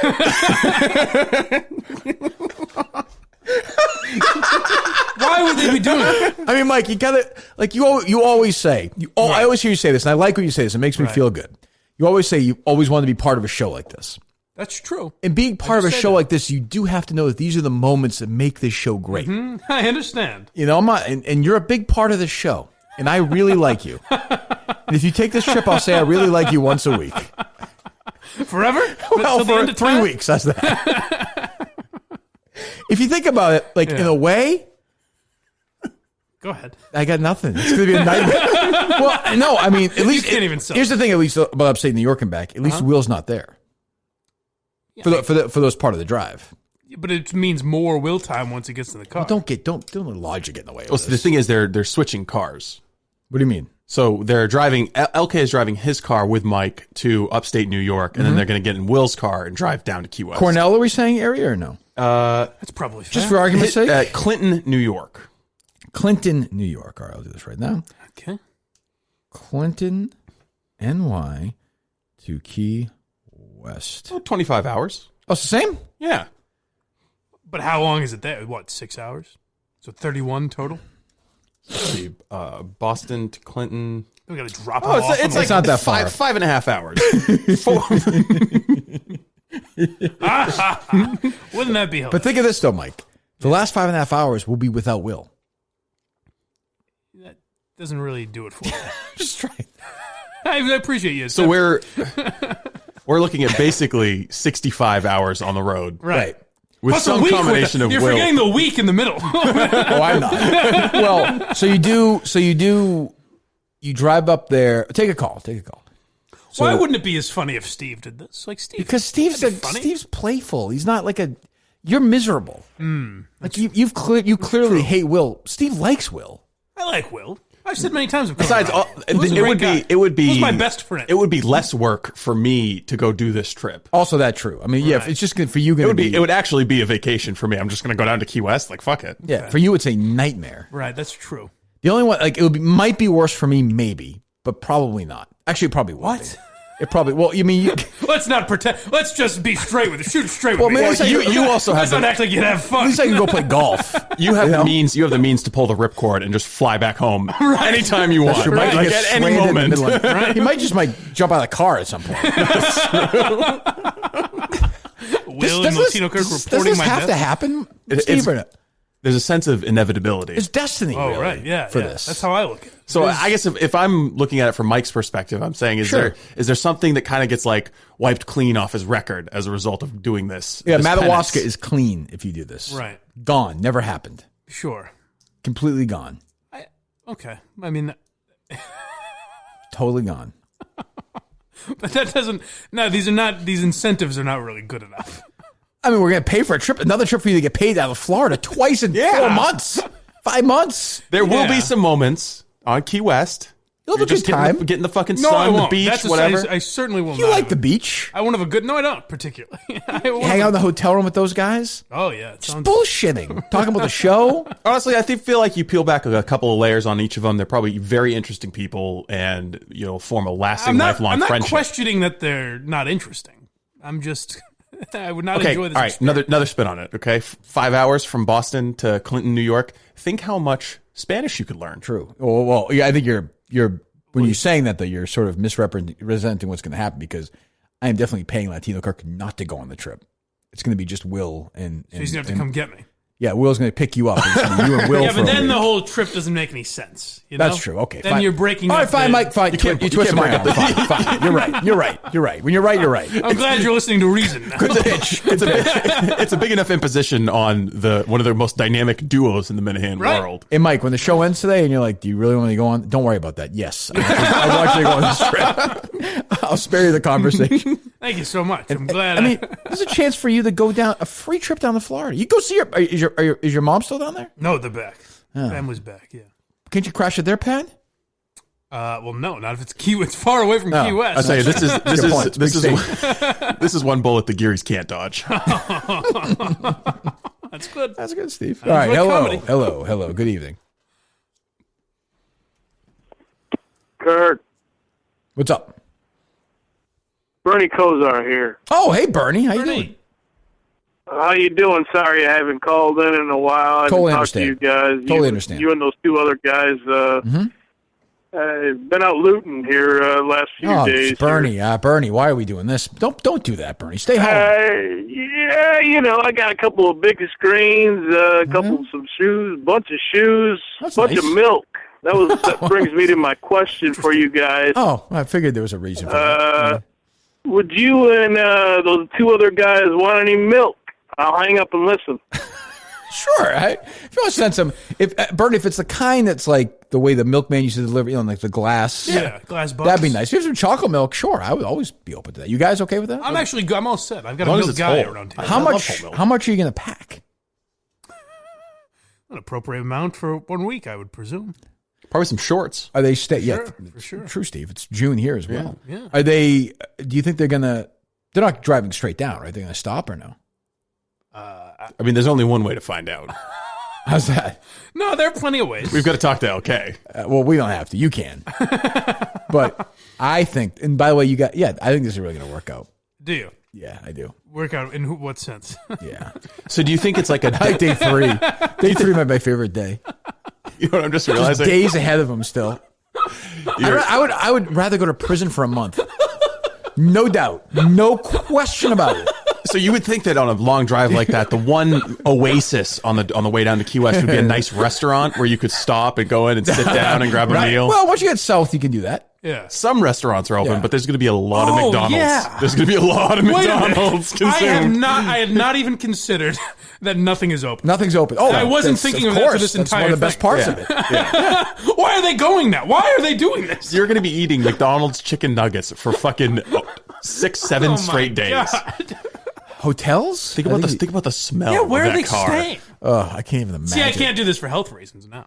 It's just Why? not safe. It's not safe. You are unhealthy. It doesn't matter. It's not safe. Well, I'm unhealthy. Exactly. It's not safe for me to go. You're obviously going to have to quarantine for 2 weeks after you get back. Right. Like Obviously. you're not allowed in here. Obviously, of course. Yeah. Oh, that's the other. I don't want to. Yeah, I don't want to. Can't get the talent. Fuck coronavirus. We're fine. All right. You're fine. It's over. Flu. It's I want to bring it back to you guys. It still could be dangerous after a couple weeks. You know? So you're willing to do it? No, I'm really not. So you're saying no? There needs to be a little more incentive. You're hurting the show. I don't think that I am. I think you'd be hurting the show if you didn't go. That's great comedy for the show.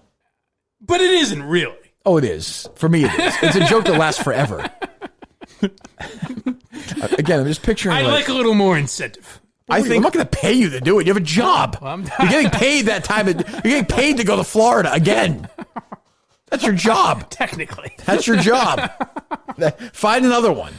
I think that this could be like like an Australian walkabout, or the moment where you find your true comedic roots. This is the moment where you're looking for them. You're going to discover your stand-up routine. This is the trip where you. It's funny that you see it blossom. Because I have not. I mean, there has to be part of you that like understands that you'll enjoy the 76th time LK goes over his routine for the Wilbur. Like that's going to be. And you've only got 19 hours to go on the drive down there, but he does. I hadn't thought about that because LK is going to need some coaching for that. Right. Sure. So it's got to be Mike, right? Well, but we'll have plenty to say on the subject too. Sure. Well, it'll be a group effort. Yeah, and then it's kind of like, well, oh yeah, that's right. No restaurants are open here, so let's pull over again and have McDonald's in the car with the windows up and the AC on, and Will talking with his shoes off, and then he'll talk. Sometimes Will talks about how he knows he talks a lot, and right. How are you? How are you with the smell of cigarettes? Oof. I don't love it. I don't love it. So there's a couple of options. I don't here. mind it. Was he going to smoke in the car, or are you going to have to do pit stops every time he wants to smoke a cigarette? Like Out the window would be fine. I would ask him just not to do it in the drive. Is that so much to ask? That's a long drive. It's true. Out the window, I'd be fine. They'll be fine. They'll be drinking at night, and it's just going to be a mess. It's going to be so. That hotel room is going to be so fucking disgusting. But where are they staying? Well, they always stay at really classy joints. You'd be like a Motel 8 or something. Sure, I'm sure. You'd be sharing a pillow with Will. Yeah, there's just no room for me, unfortunately. I think the sheer cruelty of this is making it inevitable. Right. Like you can't escape this. I just picture Mike just going to the bathroom after like a Will shit. Like 4 days in that room. So much LK hair in the shower. Just everything just gross and just shit all over the place and just yeah, Mike. I hope you don't mind, but I had to borrow your toothbrush. Just terrible TV on. How about this? I'll do it if everyone takes a turn at some point. Now, it doesn't have to be for a week, but at some point, each of you have to do some sort of trip with them. No. Okay, I'm in. All right, yeah, fine. No. I'll do it. No, okay. I'll do the trip. I'll do the trip if Mike does this one. What are you up to? What loophole did I give you that Steve will do eager it. to do this? No, I think where you're getting us wrong, Mike, is you've got to put Steve in a scenario he doesn't want to do. He doesn't mind going on that trip.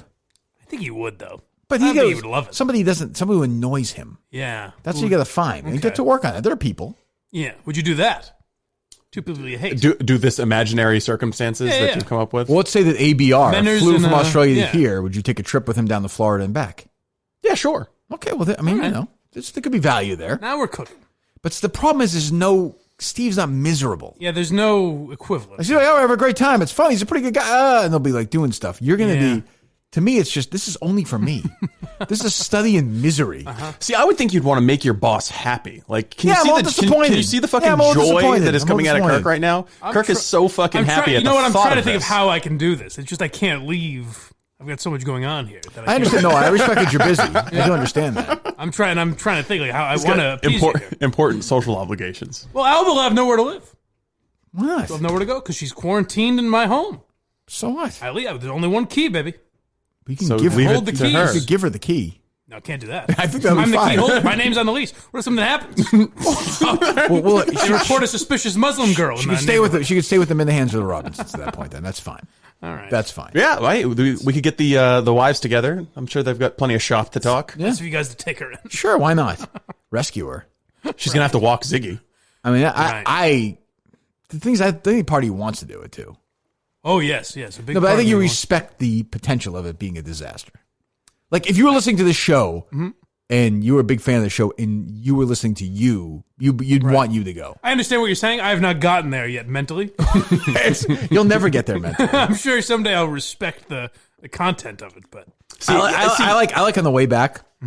Like, they did the whole trip on the way back, and it's not the final meal, but it's like the lunch that last day they drive back. And when Will does like the recap, like, oh, it's been great. And he gets into like the highlights of the trip and everything. That's what I like. It's been really fun. Mike's come around. Right at the end. I know you guys initially on the show when you were talking about this, you didn't think you were going to have fun, but I can tell you kind of had some fun, right? Remember the beach on Tuesday when that lady did that thing, and it's going to be all that. It's going to be like at the end of 1984 where Winston ended up actually just fucking taking a bullet. It could happen. He's going to discover that he actually likes Will. Could be. And then he's going to kill himself under the crushing weight of that realization. Could be. Another reason, me and Albert are looking for apartments. We got apartments to see. I just can't do it. She can do it. There's just a lot going on. 1 week. I just can't do it. It's just 1 week. It's just 7 days, 24 hours a day with Latino Kirk and Will. That's all it is. Right. So I can't get out of here. What are your top 3 excuses to not do this? Oh, I don't have those yet. I'm thinking about them. We'll work on them. I mean, Steve, he has to go, right? I think he has to. All right, we'll take one more call. Oof, this is bad for you. Blame Steve. I think this is going to be great. I don't agree. It's gonna. You know what? This is so cruel. Here's it's the thing. Cruel. To No. It's going to be Panora 2.0. What the hell does that mean? Yeah, what does that mean? It's going to be just think about it, just as great as the Panora stuff was. Right. This is going to be that much. There's actually no value. There's no reason they're going. That's why I'm infringing on 2 friends taking a vacation. No, I'm saying there's no value in you going. But I just want it to happen. Right. The YouTube stuff will be terrible. Right. Won't even matter. But it's just going to make me laugh. This is exercise in cruelty. Yeah. I'm sure. Brought to you by Steve Robinson, by the way. I'm sure Will get great footage. He always does. Yes, doesn't it? 508, you're up. All right, where's my boy? What's up? All right, try one more, Steve. All right, try one more, Steve. I think this is a good thing for you. Do you? In what way? How do you mean that? Spiritual development. Yeah, just professional development. Yeah, the open road. Yeah. When was the last time you took a really long road trip with two buds? Yeah. Madawaska, I guess. That's just a fucking... You thought that was a long drive? That's a commute to work, man. You thought that was a long drive? I'll look back on that fondly, that drive. I will say this. I'm almost willing to say he can bring the Warthog if he wants to. I don't think he could do it for a week. Oh, all right. Yeah. Or Kingpin Pete. Yeah. That's a good idea. If he can... Latino Kirk, Intern Will, Kingpin Pete, and Mike go to Key West. That is not bad. If he can do it, I doubt he can... I will text Can he Kingpin leave the Pete right state? now. We will get back. Yeah, he can leave the state, yes. I don't know. Well, he's in Madawaska, right? Yeah. Or no? Oh, no, he was not. I don't know why I said yes. No, I feel like I saw him somewhere. I don't know. Have I met him before? Yeah, you met him at... Well, he was in studio. Oh, right, yeah. But you met him at Jack's Abbey as well. Oh, that's what I'm thinking. I know he's in the studio. Yeah. All right, one more call, Steve. And he moved in that desk. 508, you're on the line. It's weird that Steve knows your friend's numbers. Like, I'll check right now if Kingpin Pete can go. Well, Kingpin Pete's part of the show. He is? I guess he is. He's been on a couple times. He brought that desk in here. I just texted him. Can you go to Key West next week with Mike? Yeah, totally. Is he in? No, we'll see. He has a job, Might be right? sleeping, yeah. Yes. Doesn't he lecture? Doesn't he give speeches to students? That's not his job, but yeah, he has done that. Yeah. Okay. All right. What's up? 508's gone. All right. People have been holding on too long. Oh, I'm sorry. I need to entertain you. Important business. Hello. Hello? I just like the idea of Mike meeting Hey, Will's what's going on, parents, guys? too. Well, why would I do that? They're going to his house. We don't have to talk to the parents. Yeah, there's gonna be. I mean, where are you going? An exchange? He's not a child. It's the last attempt you're gonna have for a nice decent meal. You're gonna go in, and Mama Intern Will is gonna cook you guys. Maybe some you spend the first night there. Yeah, now we're imposing on this family for no reason. They've been through enough. Right. The shit they've had to go through in their lives. What's up, boys? I'm in New York City on Broadway. I'm watching a Best Buy get torn up right now. Oh, fantastic! Oh my God, Jesus! This is literally just probably 100 people in and out of a Best Buy holding new iPhones and TVs. What are you waiting for, man? It never ends, Mike. It never ends. What am I waiting for? They're throwing fucking bottles off the wall. Jesus Christ! No, but the reason I was calling in was Hey, Kirk, you have a reason to call in while you're watching this thing burn down. What's that? I won the charity golf auction. You're playing golf with me, bud. Oh, you won? Yeah, dude. Oh, congratulations. Get a little Lake Isles. Yeah. How do you feel about golfing with a guy that's called you Bud and Dude so far? I can think of worse scenarios, Mike. I can think of worse scenarios. But I'm concerned to answer your question. No, it'll be fun. You looking forward to it, yeah? No. Looking forward to it. Some dinner the night before. We'll play Tom Brady 8. Now I'm a legit. What do you play to?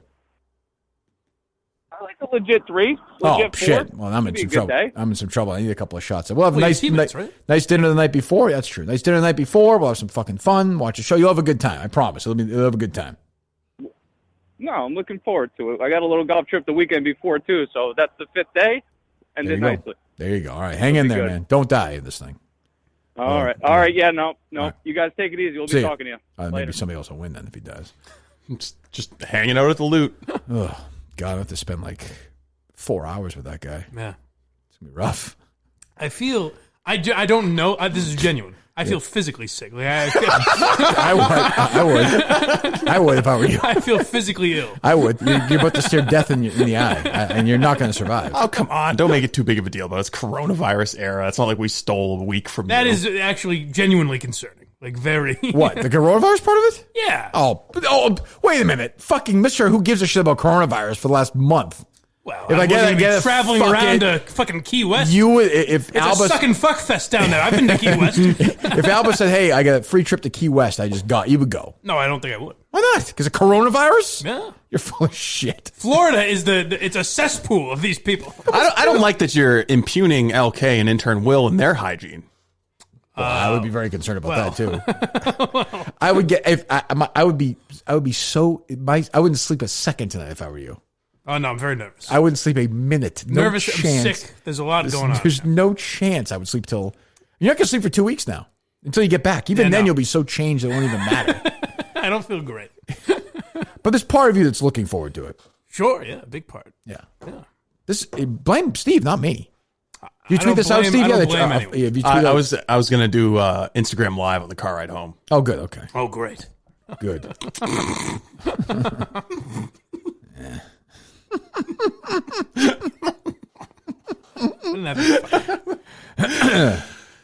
Oh, that is funny. Jesus.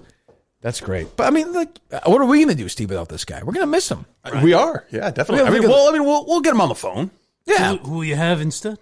Who knows? Maybe Steve and I one day. Maybe we'll bring somebody else in for score some big guests. Yeah, we'll have some guests on. Who knows? Exciting. I mean, we'll miss you. The show won't be the same without you, but we're willing to sacrifice the show for this important trip. Well, thank you. Know what? The other thing is, we could just take the week off. Yeah, I guess. I mean, sit around the house all day. Just do the serious show. That's true. Go up to Maine. Yeah, maybe that's true. But actually, we could record the show up in Maine. We need the mic updates though, for sure. Right. You know, yeah, that's what Twitter's for. Yeah. And now you get up early in the morning, right? Like really early. Fairly early, yeah. And so you'll be let's just say up at 7:30 in the morning. Yeah. And we'll sleep until noon. You're just sitting there in the room. I would enjoy. Actually. So you just go out? You leave? You can't really do that, right? Why not? I mean, there'd be nowhere to go, I guess. If you don't really know where you're going, I would just have my headphones on, watch it on my phone, I guess. That I would. Being alone, I have no problem with. It's when he gets up. He's going to bring in some fucking Rufinol for Will. He's be like spiking his shit, so he sleeps until Mike is like, Mike was laughing a lot like 10 minutes. The other reality is set in. No, I'm telling you, I don't feel well. I'm not kidding. I don't blame you. When you and Steve drive home, are you going to say to Steve, like, this is a joke, or do you recognize what this is? I mean, we'll see. I don't know. I don't know what anything is anymore. I mean, maybe we shouldn't make him do it, Steve. You're weak. He's doing it. He's doing it. Any more calls or no? Yeah. All right, we'll take one more.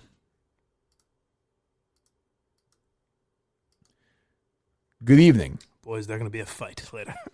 With who, the old lady? Yeah. What's she going to fight about? It's going to be a disaster. A party? A party she wants to go to? Oh, yeah. Yeah. Really? Oh, big time. This is going to be rough. Whose party is it? Her best friend. So wait, the one you hate? When is the party? The day they're leaving, I guess. So maybe they just leave on Sunday. No big deal. All right, we're shorting it. Maybe it is Sunday. Or maybe it's Sunday. Now what does she care if you go to her friend's birthday party? It's a big. And what about I've had to miss other things. And what about the shows I'm doing or whatever? What about the coronavirus? You're okay going to that birthday party, but you're not scared about that? This is contained. We know these people have been tested by good doctors. All right, take one more, Steve. I think we're. They dropped out. Okay, good, excellent. All right. Well, I mean, this is now the drama. I mean, we started with Portnoy, and that's been swallowed by this big trip. A big event. Mike, Latino Kirk, and Will on their way down to Key West, Florida. Yeah, well, maybe people won't want to see it. One thing people say it. I'm jealous. See how Twitter responds. I mean, maybe they won't want it. Did they already book things? Because you can mix it up and you go somewhere else too. I mean, who the fuck goes to Key West in June? It's true. Right. That's another just stupid. That's another good question. I don't even get it. It's going to be 80 degrees. I don't get Florida. any of it. I have no idea why they're doing this to begin with, but yet you want to be part of it. Right. You forced your way in. I know. Strong-armed. Oh, God. They flew to Iowa. They're not flying to. You confirm they're driving. Yeah. Okay, good. Good. Yeah, good. You're in. I never said that. What's Alba? Give me the. We'll role play for a second. I'll be you, and you'll be Alba. Yes. Alba, I something came up with the show. I'm going to Key West, Florida for a week with Latino Kirk and Will the Intern. I mean, you can't keep doing this.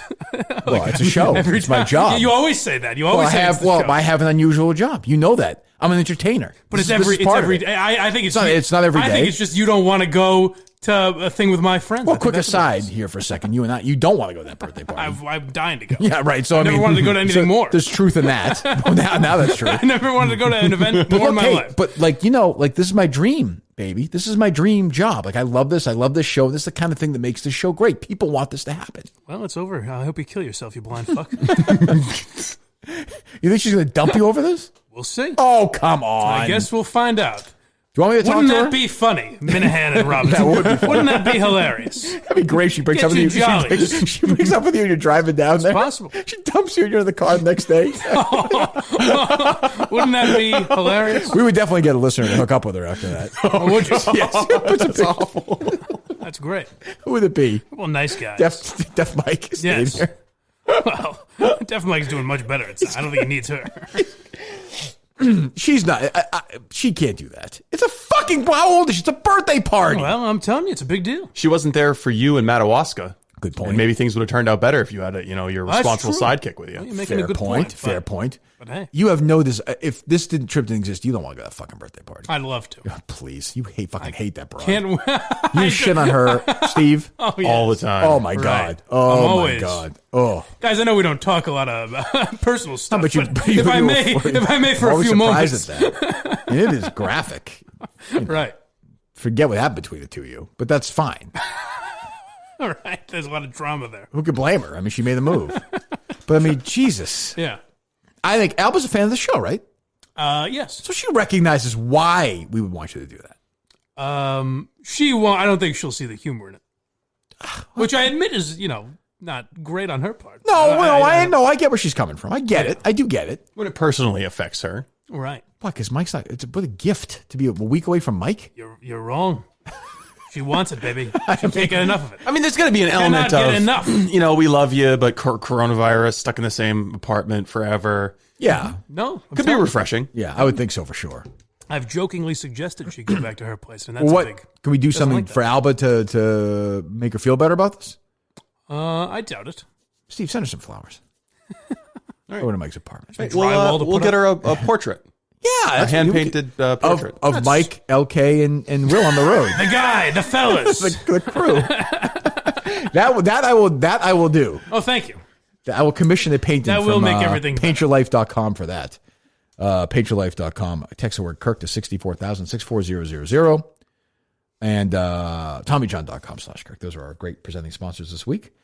And I mean, I got to think we're going to have. I'm going to ask you this question, Mike. How about this? What would it take from a charitable perspective for you to do this? Oh, I don't give a shit about that.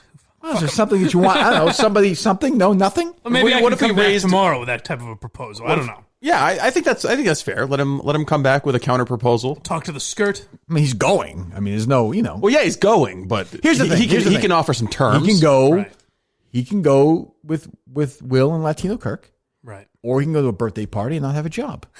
I don't think it's that. I put it like that, it does sound less compelling. I don't think it's that complicated. I mean, I think but then you get to go to the birthday party. What does it say about Will and Latino Kirk that I'm thinking about this? So I will say probably your strongest argument against having to go is that Kirk's going to have to walk in here Monday morning and just look across this room at me. That's true. Right. Just you two.